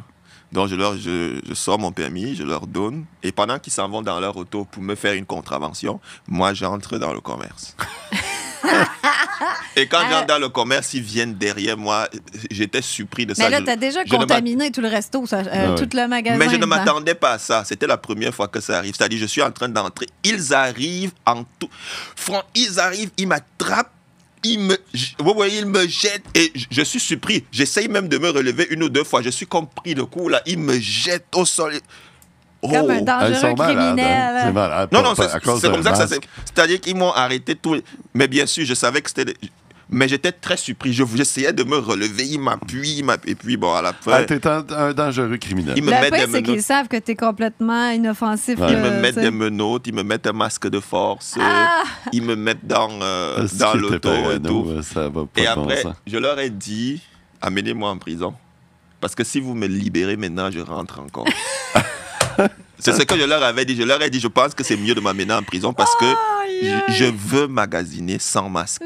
Je l'ai déjà fait, mais je tiens à le faire. Pour moi, écoute, pour moi, le problème, c'est que à partir du moment où on est pacifique, on peut être ingouvernable et ce n'est pas difficile. Moi, j'ai été prof et je sais ce que signifie avoir du bruit dans une classe. Ouais. Un prof ne veut pas avoir du bruit dans une classe. Donc, un gouvernement, les gens pensent que c'est léger, mais...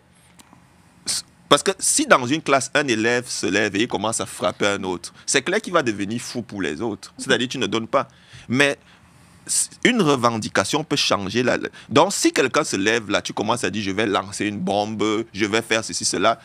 Non seulement tu te ridiculises, mais désobéir crée un bruit que les gouvernants ne veulent pas. Ils ne veulent pas. Ils aiment un groupe de radicaux violents qui, les radicaux violents, se discréditent devant le reste de la population et leur donnent la caution morale pour vous écraser. Oui, mais ils vont t'identifier quand même comme un radical violent, c'est même drôle si t'es qu'ils pacifique. te disent que tu dis ça, parce qu'ils t'ont utilisé plusieurs fois pour discréditer le mouvement.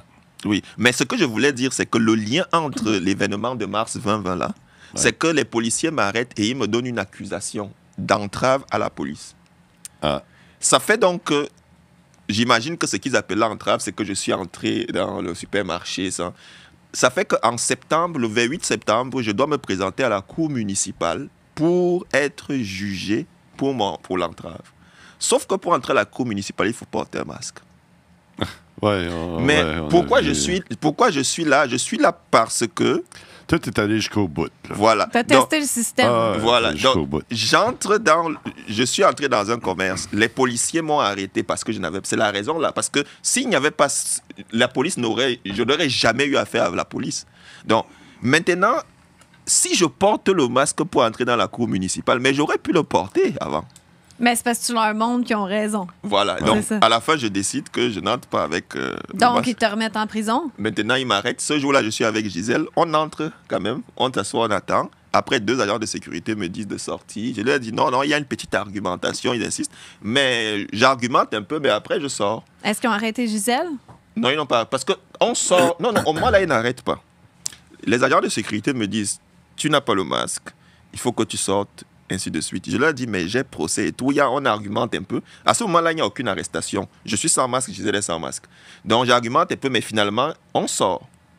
Donc, on est à l'extérieur de la cour municipale et un agent de sécurité vient. Donc, en fait, ils sont les deux là, mais il y a un qui me parle, il me dit, il a causé avec le juge.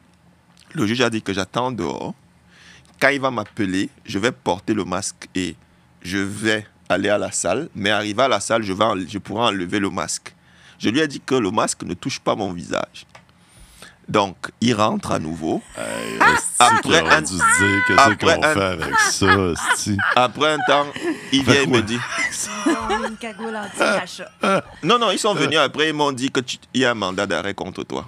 Donc, pour eux, ça s'appelait un outrage au tribunal. Mais un outrage au tribunal, c'est quand tu as une accusation criminelle, tu ne te présentes pas. Mais j'étais là. Ouais. Mais eux, ils m'ont arrêté par octroi. J'ai fait 7 jours en prison. C'est sûr que tu as dû faire chier le 7 juge jours comme pour ça. faut. Oui, quand tu dis que t'es 7 jours, on paye pour ça, nous, les contribuables. C'était 7 jours en prison, faut le nourrir, puis tout, là, parce qu'il n'a pas porté un masque.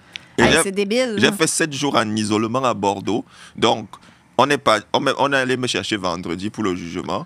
On m'a ramené et on m'a fait venir mardi. Donc, on m'a arrêté un mardi soir. On m'a libéré mardi soir à la prison de Bordeaux parce que j'ai refusé de porter le masque. T'es pas une poule mouillée, toi? T'es là, t'es dans une cellule avec quelqu'un. Qu'est-ce que t'as fait, toi? Là, j'ai tué ma femme. Moi, j'ai pas porté de masque. T'as commencé à faire des manifestations après des écoles.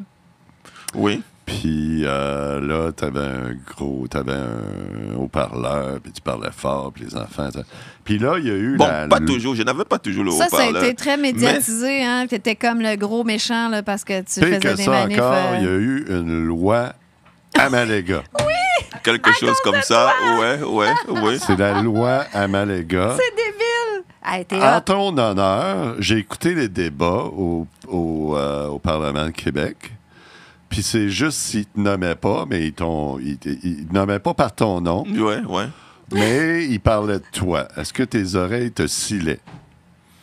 François, il y a une loi en ton honneur, c'est ça? Bon, mais c'est vrai que ce n'est pas mon nom. Il n'y a pas mon nom dans la loi. Mais c'était, je crois, la loi 105 qui dit qu'on ne doit pas manifester. Et ce qui est intéressant dans la loi... Près des hôpitaux Près des écoles et près des hôpitaux. Et après que la loi soit sortie, je suis allé manifester 2 fois devant Sainte-Justine quand ils ont décidé de manifester, de vacciner les enfants. Le pire, c'est que j'ai écouté les débats à l'Assemblée. C'était n'importe quoi. Puis la pire là-dedans, c'était Marois Risky. Elle était absolument méprisante. Elle était... C'était pas des QI supérieurs là, qui étaient... C'était des asperges. J'ai écouté Marois Risky et quand... Elle est en 2022, je crois qu'elle a accouché en 2022. Ouais. Et j'ai sur mon Twitter, parce que j'ai quelques libertés sur Facebook depuis quelques jours, mais j'étais sur Twitter, j'ai écrit que je souhaitais, et les gens ont mal pris ça, pourtant pour moi c'était sincère. Parce qu'elle était enceinte, je souhaitais que son enfant soit le Donald Trump du futur. Et les gens ont pris ça comme une insulte. Mais le problème, c'est que pour moi, je trouve que Trump est une bonne personne. Quand je vois ce qui se passe. Tu veux dire qu'elle prenait ça comme une insulte? Puis non, parce que sous mon post, parce que j'imagine qu'elle n'a pas vu ce post-là, mais je veux dire, il y a eu des gens qui ont commenté sous mon post en disant que comment je peux être rancunier. Bon, parce que pour certaines personnes... Toi, c'était gentil, c'est ça? C'était bienveillant? Parce qu'il y avait deux positions. Il y avait ceux qui sont... ceux qui pensaient pour qui Trump est une mauvaise personne et qui estimaient que je souhaitais que son enfant soit comme Pablo Escobar, voilà. Elle aime jouer la victime, elle. Parce qu'un moment donné, puis moi, je me suis frotté avec elle sur Twitter. Puis, un moment donné, elle était toute offusquée parce qu'il y a quelqu'un qui disait, je me souviens plus c'était qui, que le vaccin, le passeport vaccinal, l'obligation vaccinale, c'était comme un viol. Ouais. Puis moi, j'ai écrit... Non, c'est un viol. J'ai écrit à elle, puis j'ai mis la définition de viol. C'était clair que... Sans consentement. Sans consentement. Oui. C'était un viol. Puis là, écoute, j'ai été accusé là, de la harceler une femme enceinte. C'est harceler une femme enceinte. Ouais. Bon, on ne peut pas être en désaccord si une femme est enceinte. Puis une femme, c'est encore pire. Tu ne peux pas être en désaccord avec une femme, c'est misogyne. OK. Non, mais aujourd'hui, ça a changé parce qu'aujourd'hui, un homme trans a plus de valeur qu'une femme. Ah, c'est très important. Parce une femme trans, tu veux dire une femme qui est homme. Ouais, une femme trans. Elle est plus femme qu'une femme. Elle est plus femme que moi, mettons. Oui, c'est-à-dire qu'en fait, où nous sommes là, si moi je me transforme en femme, tu perds de niveau. Moi, je suis une merde. En plus, je serais un noir trans. En plus, t'es noir. Je serais noir trans, je pense que je vais monter vraiment. Mais t'es pas vacciné, là, tu perds des points. Oui, c'est vrai. Ça s'élimine quand t'es pas vacciné. Oui, c'est vrai que le vax va tu pourrais être handicapé, noir, trans, tout, là, mais ça vaut rien quand t'es pas vacciné. C'est vrai. Fait que là, après ça, t'as fait trop. On va accélérer parce que... Ah, mais attends, je veux savoir à travers tout ce processus-là, si on a-tu évalué ta santé mentale? Oui, okay. La deuxième fois que j'étais en prison. Pas la deuxième fois, la quatrième fois. Parce que j'ai fait un premier séjour de 5 jours, 4 jours à peu près. Le deuxième, c'est 7. Le troisième, c'est peut-être 4 jours. Et puis, le dernier, c'était 113 jours consécutifs. Ouais, c'était pendant le convoi des camionneurs. Ça s'est pas, j'ai manqué le convoi. Sauf qu'ils m'arrêtent le 16 janvier et ils veulent me libérer avec condition pour que j'aille attendre mon procès. Et moi, je leur ai dit que il n'y a pas de condition que j'accepte. C'est ce que je leur ai dit. Et c'est là où ça... Toi, tu voulais juste te présenter de même, straight pipe, pas de masque. Comme ça, c'est tout. Non. C'est-à-dire que quand ils m'arrêtent parce qu'ils disent qu'il y a un bris de conditions. Je ne vais pas être à 300 mètres de Legault. On a organisé une manifestation devant Radio-Canada. Legault devait aller à tout le monde en parle. Oui, c'est vrai, ouais. Et là, maintenant, ils disent que je leur ai dit, j'étais là avant Legault. Et dans la condition, c'était écrit, vous ne devrez pas pénétrer à 300 mètres du Premier ministre. Mais c'est vrai, tu étais là avant lui. Et je leur ai dit, la condition disait que je ne dois pas pénétrer. C'est lui qui est venu. Donc, je leur ai dit ça. Mais après, il me dit que le juge a dit que je fais une interprétation, comment dirais-je? Fallacieuse. Non, il a utilisé un mot là. J'ai fait une interprétation. Non, mais c'était un autre mot. Mais il m'a dit non. Et là, maintenant, parce qu'il y avait d'abord le débat, est-ce que j'ai brisé la condition ou pas? Après, le juge voulait donc me libérer avec condition, genre je n'utilise pas les médias sociaux, je dois respecter la loi sur la santé publique, ainsi de suite. Je lui ai dit non. C'est pour ça que tu es allé en prison plus longtemps cette fois-là. C'est donc pour ça qu'il a dit OK. Comme Baphomet, non. Comme je lui ai dit. Non, c'est ça. C'est un running gag. Je lui ai dit que je refuse Je refuse les conditions. Il m'a dit que tu vas donc rester en prison jusqu'au 2 mars. Le 2 mars, c'était la date de mon procès. Là, nous sommes peut-être le 18 février. Non, mais ensuite, quand ils ont vu que j'ai refusé, j'avais un procès à Trois-Rivières parce qu'il y avait encore une manif là. Ils ont dit 300 mètres. J'avais un procès à Joliette. J'avais un procès à Shawinigan. Donc, j'avais 4 procès. Ouf. Ça fait donc que les autres, dont là, Montréal m'arrête jusqu'au 2 mars. Maintenant, quand ils voient que je refuse, les autres où j'ai des causes émettent donc des mandats d'arrêt contre moi. Donc, quand les autres émettent des mandats d'arrêt contre moi, ça signifie que si je sors le 2 mars, les autres vont m'arrêter. Donc, bon, c'est inutile. Les autres, donc, bon, je suis déjà arrêté, mais je suis supposé être libre le 2 mars. Mais les autres émettent directement des mandats d'arrêt. En attendant mes causes qui venaient à des dates ultérieures. Il n'y en a pas un, là, déjà, un mandat d'arrêt sur ta tête. Oui, ça c'est... Non, tu serais censé être en prison en ce moment? Il n'y a pas encore un mandat d'arrêt. Non, pas encore. Mais il y a une menace de mandat d'arrêt. Il y a une menace qui plane. Hey, t'es le mouton noir par excellence. Moi, j'ai vu des têtes de cochon dans ma vie. Là. Lui, c'est le king. Hey, ça doit fucker leur affaire qui est noire, la pire tête de cochon du Québec. Ça fuck tout leur narratif. Parce que là, extrémiste de droite, raciste, extrême droite. Ça marche pas, là. Parce que, suprémaciste blanc, t'es antisémite. T'es antisémite. Mais je pense qu'on m'a déjà taxé de suprématiste blanc, je crois. C'est la meilleure, celle-là. Donc, je crois ça, c'est très bon. Mais attends, là, tu disais, ils ont fait une évaluation psychiatrique. Oui, mais je voulais dire qu'il y a un moment où moi et Samuel Grenier, nous étions considérés comme... Parce que Samuel Grenier, un homosexuel, moi, un noir, nous étions considérés la cible des woke. Pourtant, normalement, on devait être les personnes qui étaient adulées par... Ouais. Mais ce que je veux dire, c'est que dans le processus, quand je refuse de sortir de prison, ils m'ont fait une évaluation psychologique. Un jour, on amène... parce que j'étais en isolement. Ouais.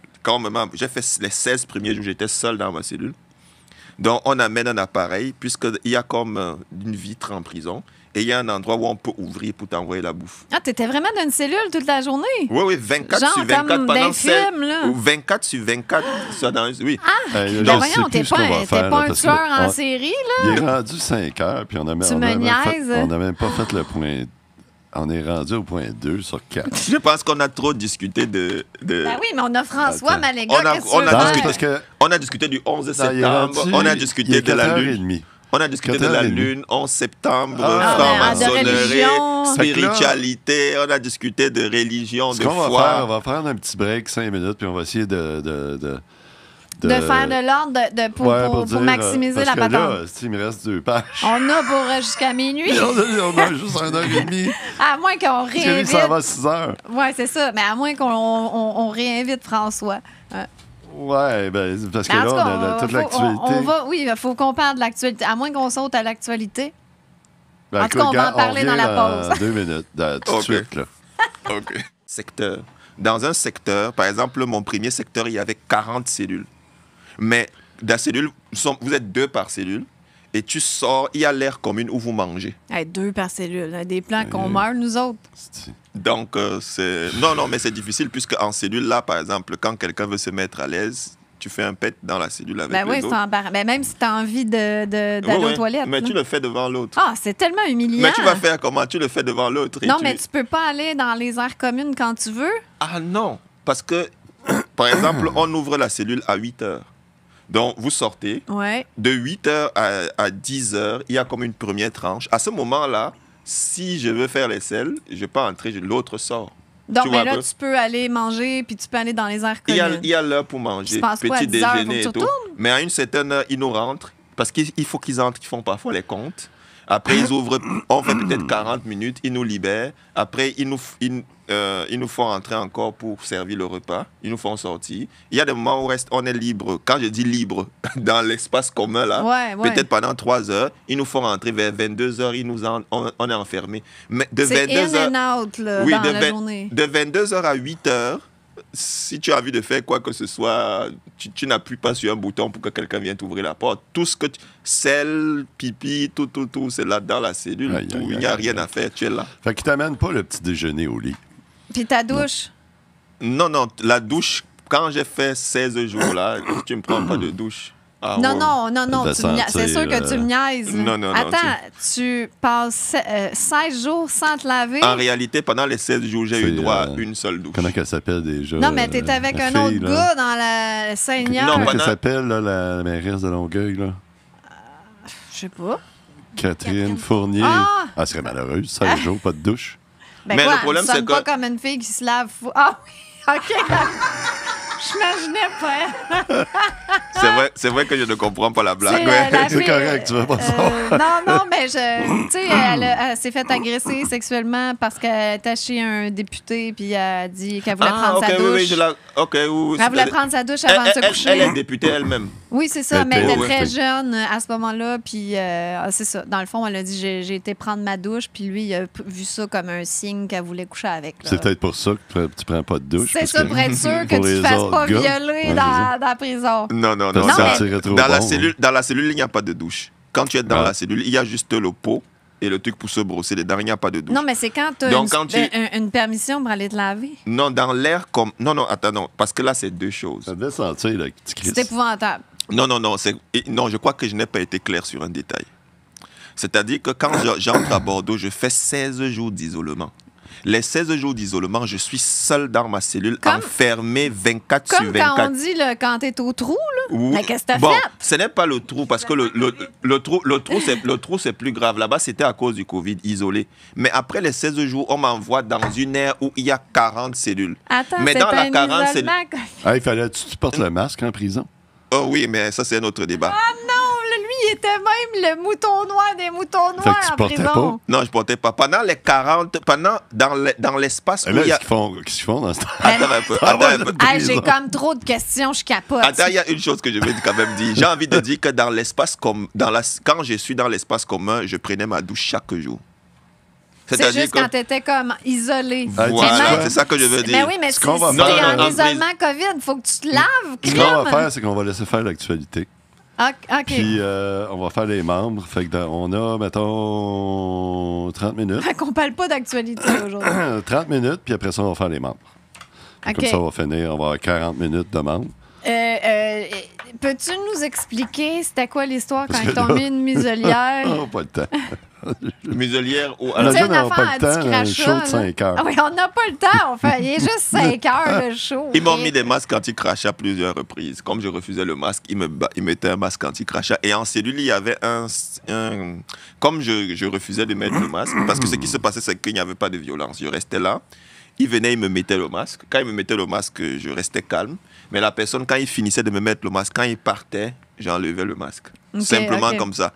Donc, il vient, il remet et tout. Je reste là. Mais dès qu'il finit de mettre, il quitte déjà. Donc, ce qu'on faisait, il y avait un protocole pour moi. C'est comme me mettait les menottes là en arrière. Un protocole à Maléga. Puis un protocole à Maléga. Donc, on me mettait les menottes en arrière et on me mettait le masque. Et en prison, quelqu'un à qui on met les menottes est très dangereux. Parce que la plupart des prisonniers savent que si on te condamne 2 ans de prison ou bien 1 an, 6 mois pour une agression, un vol à main armée et tout, si tu te comportes bien, tu peux finir par faire 6 mois et tu sors de prison. Bon comportement, beaucoup de choses.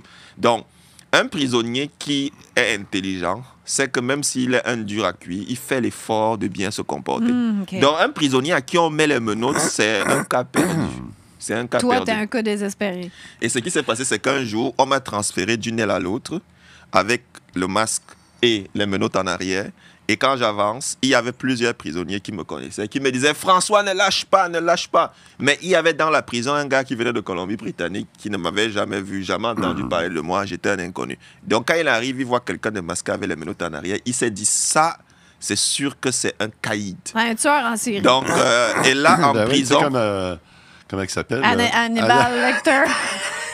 Et en prison, ça c'est le genre de personnes que tu vas avoir comme amis. C'est comme ça que ça se passe là-bas. Tu vas avoir les durs à cuire parce que si ça... Tout était un hot. Donc, mais le problème c'est que c'est lui. Mais quand je suis arrivé, puisque dès que j'arrive à la porte du truc, ils enlèvent les menottes, j'enlève le masque, je peux entrer. Mais là, t'avais-tu la TV là-bas? Oui, on avait la télé. Là, il parlait de toi à TV, là? Non, pas toujours. Non, ils ont parlé de toi. Mais vous écoutiez Mais le problème, c'est qu'il y a il y a des chaînes de temps en temps. Donc, Mais attends, François, est-ce que les autres... tu sais, je veux dire, moi, j'imagine les prisonniers, c'est des rebelles, puis ils en ont rien à cirer de la COVID, puis des masques. Est-ce qu'ils portaient leurs masques, les autres? Non, c'est pas ce que tu penses. Donc, ils sont soumis? Non, les prisonniers cherchent les failles du système. Ouais. Donc, et ils ont un objectif à atteindre. Il y a un prisonnier qui m'a dit qu'il a accepté le vaccin parce que ça lui simplifie la tâche pour le vol. Ah, OK. C'est-à-dire que... Oui, mais quand t'es un criminel, t'en as rien à cirer d'un vaccin. Il y a un prisonnier qui m'a dit que le masque l'a beaucoup aidé. Parce que, ben oui, c'est vrai. Parce que oui, quand tu vas faire une banque. Non, il m'a dit qu'avant le Covid-19, il avait souvent du mal parce que quand ils devaient aller quelque part, quand ils portaient le masque, ils attiraient l'attention. Ben oui. Oui. Alors que depuis qu'ils portent le masque, les masques sont tellement vulgaires qu'un homme masqué qui passe à la rue n'attire plus l'attention. Ben oui. Il dit que ça les a beaucoup aidés. Ça augmente la criminalité. Et il y a un autre qui m'a dit qu'il venait du côté anglophone. Il est arrivé au Québec quand on impose le masque dans les milieux publics fermés. Il arrive quelque part, il y avait des amis qui étaient dans un chalet, sauf que quand il arrive, ce n'est pas encore prêt. La bouffe n'est pas prête. Il s'en va dans un dépanneur, il prend l'auto. Quand il arrive dans le dépanneur, lui, il n'avait pas suivi les nouvelles. Il entre dans le dépanneur sans masque. Il entre dans le dépanneur, tous les regards étaient sur lui. Il me dit que c'est la première fois qu'il attirait tant de regards sans masque. C'est là où quelqu'un... C'est l'inverse de la norme. Mais lui, en fait, lui, il ne désobéissait pas. En fait, il ne savait pas. Donc, il était surpris que... Mais pourquoi j'attire tant de regards là? Tout le monde se retourne pour me regarder. C'est là où il y a quand même, je crois, une serveuse et tout qui a compris, qui ne comprenait pas. Elle lui a expliqué. Donc, ça c'est... Et puis tout ça, tu as fait ça sans avoir même été condamné à quoi que ce soit. Non, je me suis retrouvé. Ils m'ont fait une évaluation psychiatrique. J'ai l'évaluation à la maison. Tu n'étais pas condamné à rien, là? Non. Mais tu as dit que tu étais coupable dans tes procès? Mais après. Au total, j'ai eu 5 procès. Le procès de septembre, j'ai été condamné pour entrave. J'ai eu une probation. Et maintenant, j'ai eu 4 procès. Quand j'ai fait 113 jours en prison, j'ai eu 4 procès. 2 procès, j'ai eu des verdicts en prison. Et les 2, j'ai été acquitté. Et quand je suis sorti de prison, je pense que j'ai fait des interviews où j'ai dit que j'ai gagné mon procès. Moi, je crois qu'ils ont voulu me donner une leçon. Parce que les 2 autres procès, je les ai perdus. Oui. Juste pour pas qu'ils perdent la face. J'ai encore eu des probations. C'est toi qui se représentais aussi. Oui, en réalité, je suis sous probation. Ma dernière probation finit le 9 septembre. Donc, mais tu n'écoutes pas tes règlements? Quoi la probation? Je dois garder la paix. Et je ne dois pas troubler l'ordre public. Mais je suis tu troubles un peu l'ordre public? Non, je suis toujours en paix. Non, je suis en paix. Mais là, attends, c'est toi qui se fait attaquer en sortant de chez vous. C'est pas toi, c'est pas de ta faute. Mes contraventions, je dois... Attends une minute, là. T'as gardé la paix, mais là, t'es arrivé dans l'histoire de drag queen. Ouais. T'as pas gardé la paix, là. Ouais, c'est ça. Non. Là, on parlait de toi à la TV encore. Je faisais une manifestation pacifique. C'est ça. Comme toujours. Dans le fond, c'est la paix pacifique. Qu'est-ce que je faisais? Ça vient de paix. Nous sommes venus manifester contre la lecture de contes à des enfants. Accusé. Ah non, je n'ai pas... donné de conditions, rien. Non, je n'ai pas été accusé. Dans tous les cas... je pense qu'il y en a je pense qu'ils ont abandonné. Non, je n'ai eu aucun bris de condition là-dessus. Effectivement, maintenant, ils voient qu'ils n'ont rien à faire avec quelqu'un, un peu comme Guylaine Lanto, ils abandonnent. Tu sais, le fonctionnaire dit « Hey, Maléga, il a ses conditions. » Mais le problème, c'est... Lui, fuck off, là. Mais ce jour-là, c'est moi qui ai été agressé. Ils ont crevé un pneu de mon auto. Ils m'ont agressé physiquement et tout. Ouais. Et pourtant, nous sommes restés pacifiques. Et il y a eu une manifestation après qui n'a même pas eu lieu parce qu'ils ont pris le contrôle de la maison de la famille. Ils ont percé 4 pneus de mon auto chez moi. Ils m'ont attaqué, mes lunettes sont percées, ils ont volé, j'avais un manteau rouge, ils ont arraché mon téléphone et tout. Donc là, s'il faut même parler de trouble de la paix, c'est pas moi le responsable, c'est eux. As-tu dans ton live, justement, là, que tu filmais après t'avoir fait attaquer, puis là, on voit les antifas. Puis là, à partir du moment que le live a arrêté, parce que tu dis « Au secours! » Puis bon, là, juste là, il s'est passé quoi après? Mais le problème, c'est que on est en train de se débattre. J'arrête mon téléphone. Il y a quelqu'un qui tire le téléphone. Ils sont en train... Oui, c'est-à-dire qu'ils sont comme en train de m'arrêter, de vouloir me maîtriser. Et moi, j'arrête le téléphone, je me débat, je tombe même. La deuxième fois, non, je ne pense pas que c'est la première fois que je suis tombé. Parce que quand je démarre le live, j'ai réussi à m'extirper. Mes lunettes sont déjà brisées, mais moi, je veux avoir un visage. Je veux filmer un visage. Je sais que je suis en direct. Mais ça t'en a pas dit juste y arracher son masque?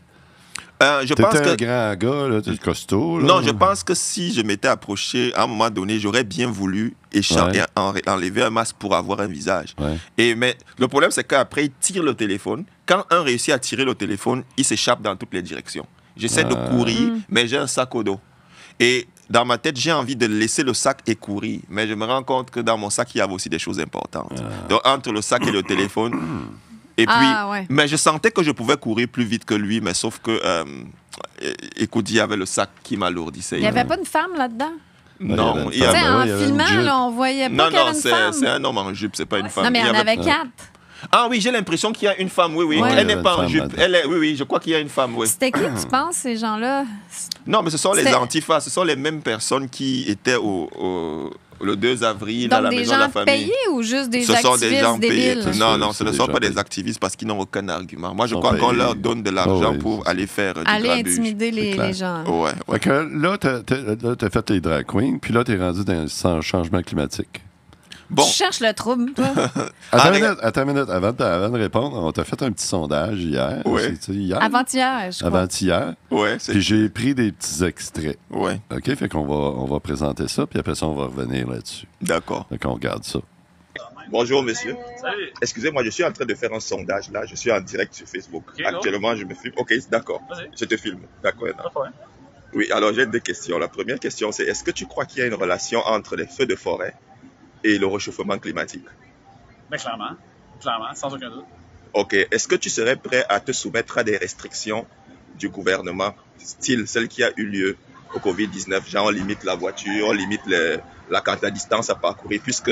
Oui, pour qu'il y en ait moins, oui, absolument. Tu serais prêt à te soumettre, les voyages, les villes 15 minutes, ainsi de suite, tu serais prêt à te soumettre à ça? Oui, absolument. Est-ce que tu crois qu'il y a une relation entre les feux de forêt et le réchauffement climatique? Sûr et certain. OK. Est-ce que tu serais prêt à te soumettre à des restrictions du gouvernement pour limiter l'impact de l'homme dans le réchauffement climatique pour que les choses comme ça ne se produisent plus? Est-ce que tu serais prêt à, par exemple, pendant... Tout le monde le fait. Entre le réchauffement climatique et les feux de forêt? C'est très nuancé, beaucoup plus que ça. OK. Mais il y en a d'une certaine façon.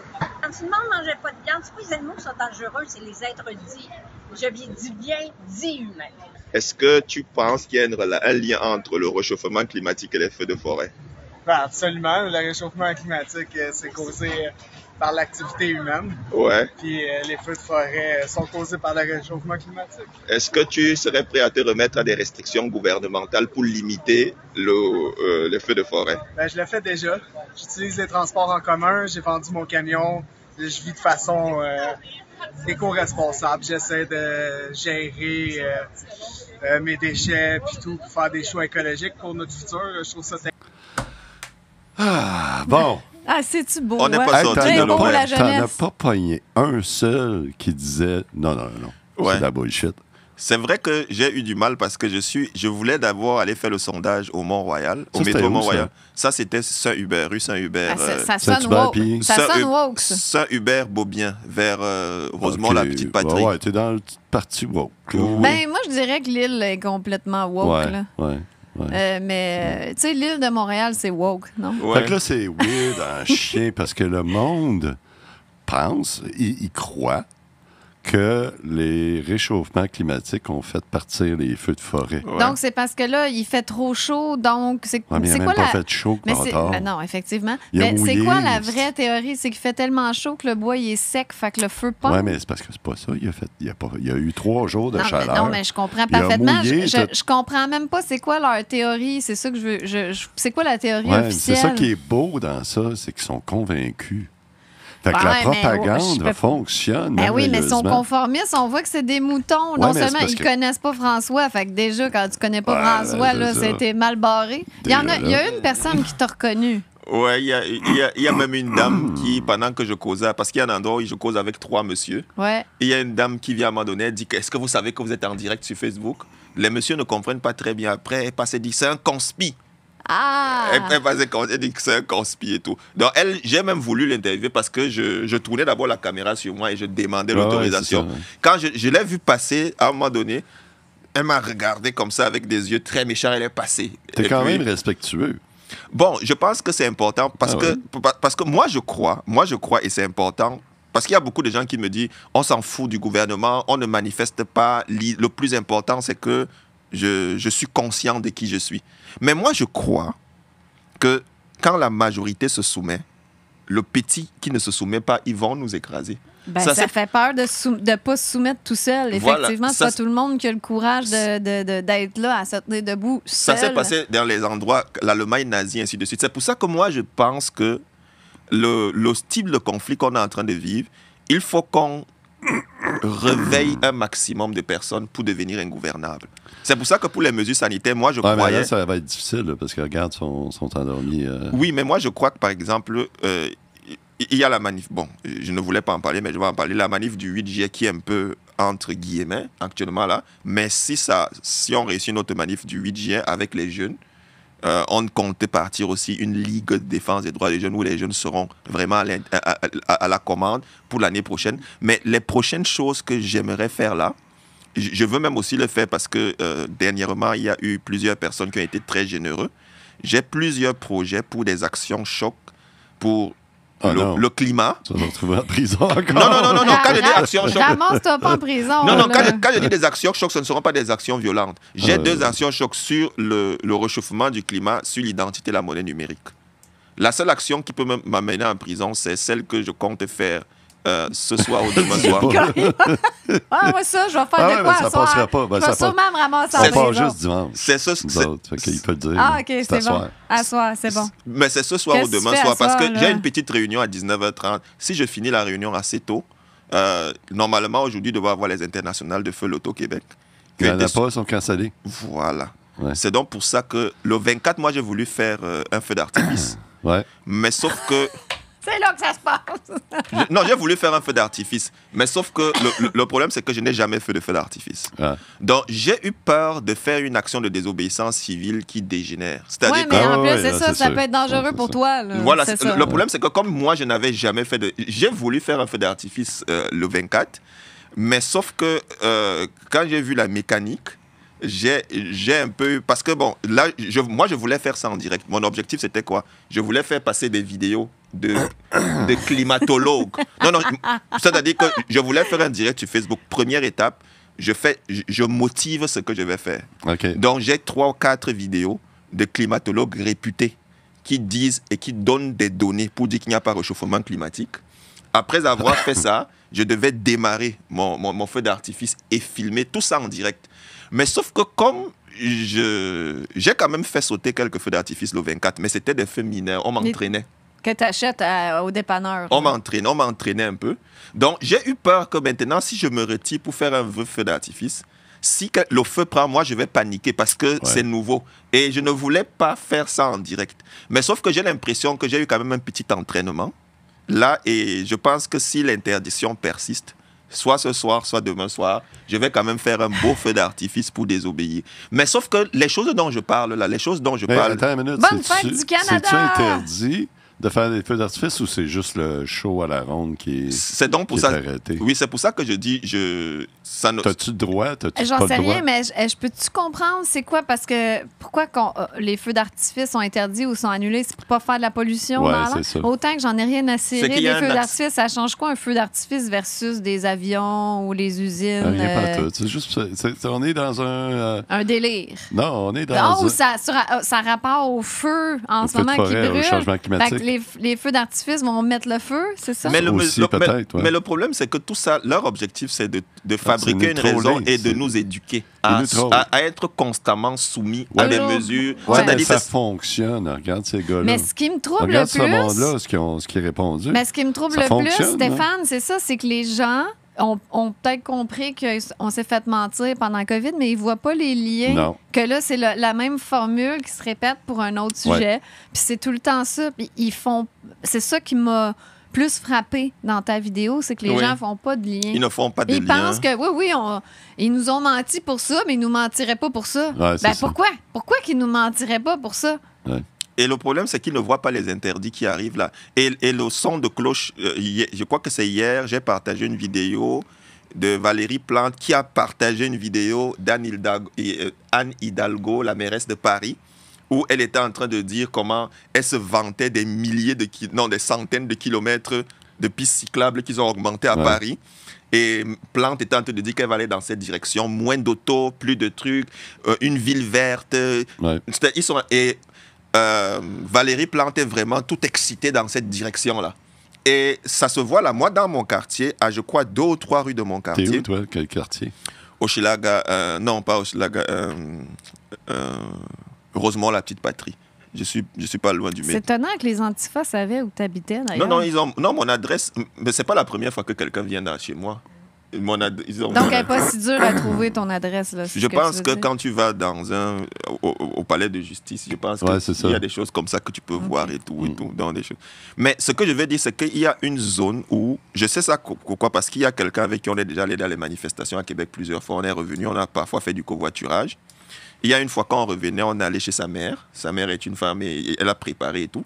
Mais pour parquer, c'est difficile. Là, ils ont divisé la rue pratiquement en deux pour créer des pistes cyclables. Ce sont des choses qui sont bien au départ, mais la ministre du Transport, Geneviève Guilbeault, a clairement dit, quand elle a annoncé le 3e lien, que leur objectif, c'est de décourager les gens à prendre la voiture.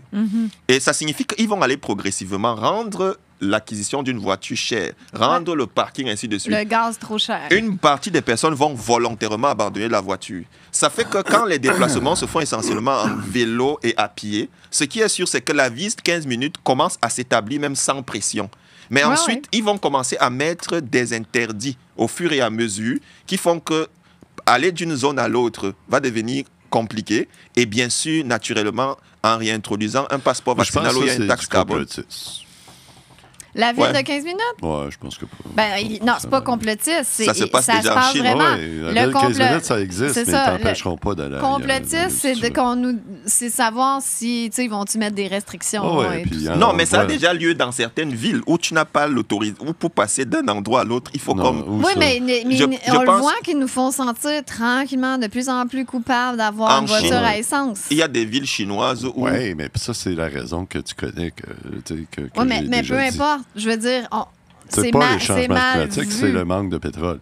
Puis ils ont attendu trop longtemps pour faire ça. Attends une seconde, c'est pas la raison officielle. C'est pour l'écologie puis pour le réchauffement climatique. Parce qu'ils font ça, ils mentent. Ils aiment ça mentir, puis ils mentent pour pas qu'on sache les vraies raisons de tout. C'est tout le temps ça, les complots. Ils mentent pour pas qu'on sache les vraies raisons. Mais les villes 15 minutes, ça existe. Il y en a plein partout. Ça pop partout.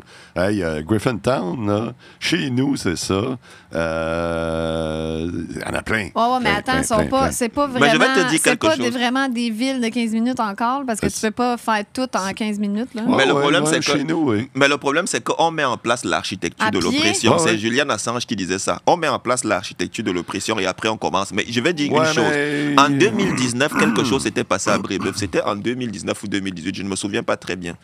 Un jour, ils nous ont fait une formation pour l'enseignement à distance. C'est-à-dire qu'ils nous formaient, nous les profs, à donner l'enseignement à distance. Et je me souviens, il y a une dame, je ne vais pas citer son nom, une collègue, quand on revenait de la session de formation, elle disait que mais ça veut dire que quoi? Qu'on va venir à l'école, les élèves vont se balader et nous, on va être dans nos bureaux pour enseigner à distance. C'est-à-dire qu'on ne comprenait... Mais on a fait un enseignement à distance. C'était beau, c'était très beau. Comment est-ce que tu peux enseigner les cours à distance, faire les examens à distance et tout? Ils nous ont donné tous les outils. C'est vrai qu'on a fait quelques exercices, mais quelques temps après, ce n'était pas utile parce qu'on allait dans nos classes avec le tableau noir et la craie, on faisait nos cours. Sauf que c'est passé. Il y a même un prof qui, pendant l'été, un prof qui est de maths qui était là avant moi, qui a fait l'expérimentation. Ils avaient choisi les maths parce que les maths s'y prêtent le plus. Donc, en collaboration avec une certaine école là, le prof l'avait fait un cours hybride. Moitié présentiel, un cours d'été, moitié à distance. Donc, je crois en 2019, il avait même fait un truc où il faisait le compte rendu de ça. Mais maintenant, le Covid arrive, on nous confine pendant 2 semaines. On nous dit 2 semaines après, et peut-être après 1 semaine et demie, on faisait des réunions à l'interne, via Teams, où on se disait que comment on va, parce que les nouvelles disaient déjà que ça va être au-delà de 2 semaines. Il faut qu'on finisse la session. On était en mars, la session est restée à peu près 2 mois. Donc on disait comment on va finir la session. On était là comme bloqués. Parce que nous, on était habitués, tu vas en classe avec ton tableau et ta craie, tu fais.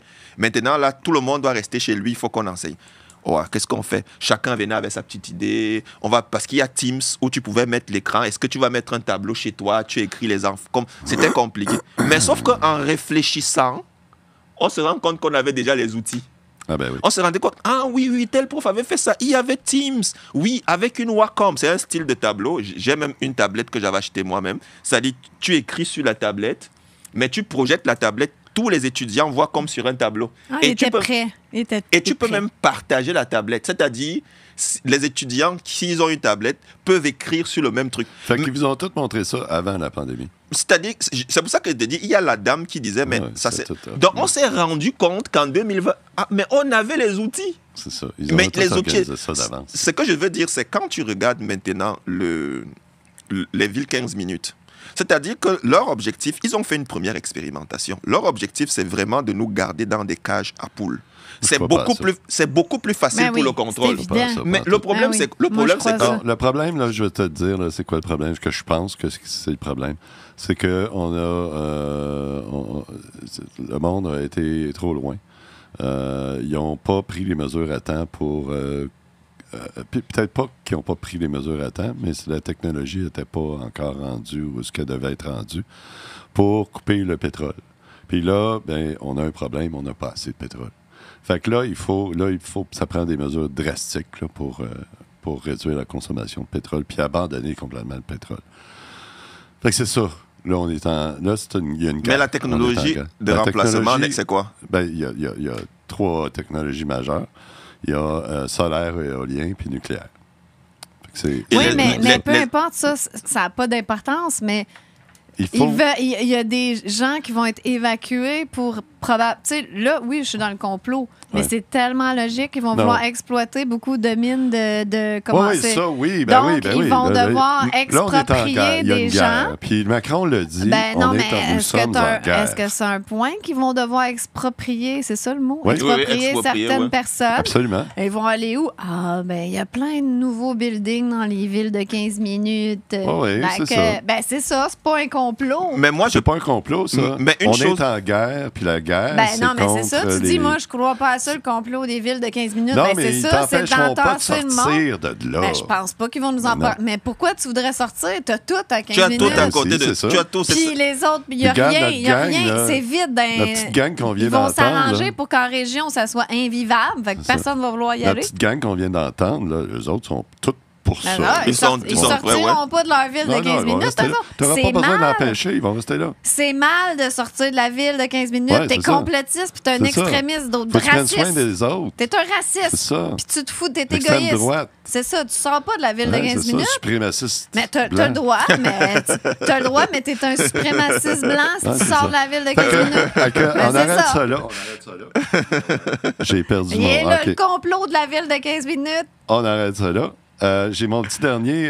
Je dis, je vais prendre un petit dernier. Pour toi, j'ai un petit quelque chose à afficher, ma copie. C'est pour toi ce que tu aurais dû... tiens, voilà. C'est ça que tu aurais dû te dire. Oui, c'est ça. God please, not France au Canada, le petit bébé. Puis hello, sir, où est-ce que je suis? Québec! Quelle horreur! Pour vrai, là, si Québec, France, tu veux pas être là en ce moment, en 2023, Québec, sur la Canada, planète Terre? France, là, France, Canada, non. Puis là, ben, ils se retrouvent au Québec, pour petit pit. Ben, c'est toi, ça. Au Québec. Mais ça te tentait pas de retourner? Toi, tu dis non, moi, il faut que je me batte jusqu'à la fin. Parce qu'il me semble que c'est pas le délire comme ça au Cameroun. T'aurais pu te retrouver aux États-Unis, ça aurait été... Si j'étais en Floride. T'aurais pu être en Floride. Si j'étais en Floride, il y a même un État qui est. Il y a des États qui étaient très bien. Mais bref, moi, Hey, on arrête. Je sais que tu vas recommencer. Non, je ne regrette pas d'être au Québec, malgré tout ce qui s'est passé. Tu vas pas t'en aller? Non, je ne suis même pas en train de vouloir. C'est vrai que ça fait 11 ans que je n'ai pas vu mes parents et j'ai envie de voir mes parents et certains de mes frères. J'ai envie, mais sauf que là, maintenant, il y a une possibilité qu'on m'arrête. Je n'ai pas envie de faire comme si je fuis. Et pour moi, j'ai 98 000 $ de contravention et ils ont dit que à tout moment, ils peuvent mettre un mandat d'arrêt. Mais... Quand on va les avoir sortis, là, on va annuler tes contraventions. Hey, j'avoue, mais il me semble que ça a créé son camp. Après, c'est terminé. Tu n'as plus de mandat d'arrêt. Peux-tu quitter le pays? Non, je n'ai rien qui m'empêche de quitter le pays. Donc, tu pourrais. Je pourrais. Tu pourrais te sauver, puis merci, au revoir à tout jamais. Mettez-les où je pense vos contraventions. Je pense même que si je pars en Alberta, puisque les contraventions COVID-19, c'est de l'ordre du pénal, pas du criminel. Mm-hmm. C'est-à-dire que si je pars en Alberta, je peux travailler, vivre là-bas, mais je vais rester au Québec. Donc, en tout cas, c'est important de rester au Québec. Voilà. Alors, on te garde avec nous autres. Ouais, avec plaisir. Des deux côtés, on te garde au Québec, puis on te garde avec nous autres pour la section membre, parce qu'on s'en va là. Je pense qu'on aurait pu parler encore 3 heures, mais là, il faut se limiter. Parce qu'on a sauté toutes, là. Ah oui, j'ai de l'air d'un tyran. On a sauté 1000 sections. Il y avait toute une section actualité. Je continuerai. Je pense qu'on n'aurait pas... En plus, il y a plein de rendez-vous, puis il s'en va faire un acte de désobéissance civile. Non, ce n'est pas sûr, parce que si les feux d'artifice ne sont pas interdits, je ne fais pas. Je veux juste le faire si c'est interdit. Donc, le problème, c'est...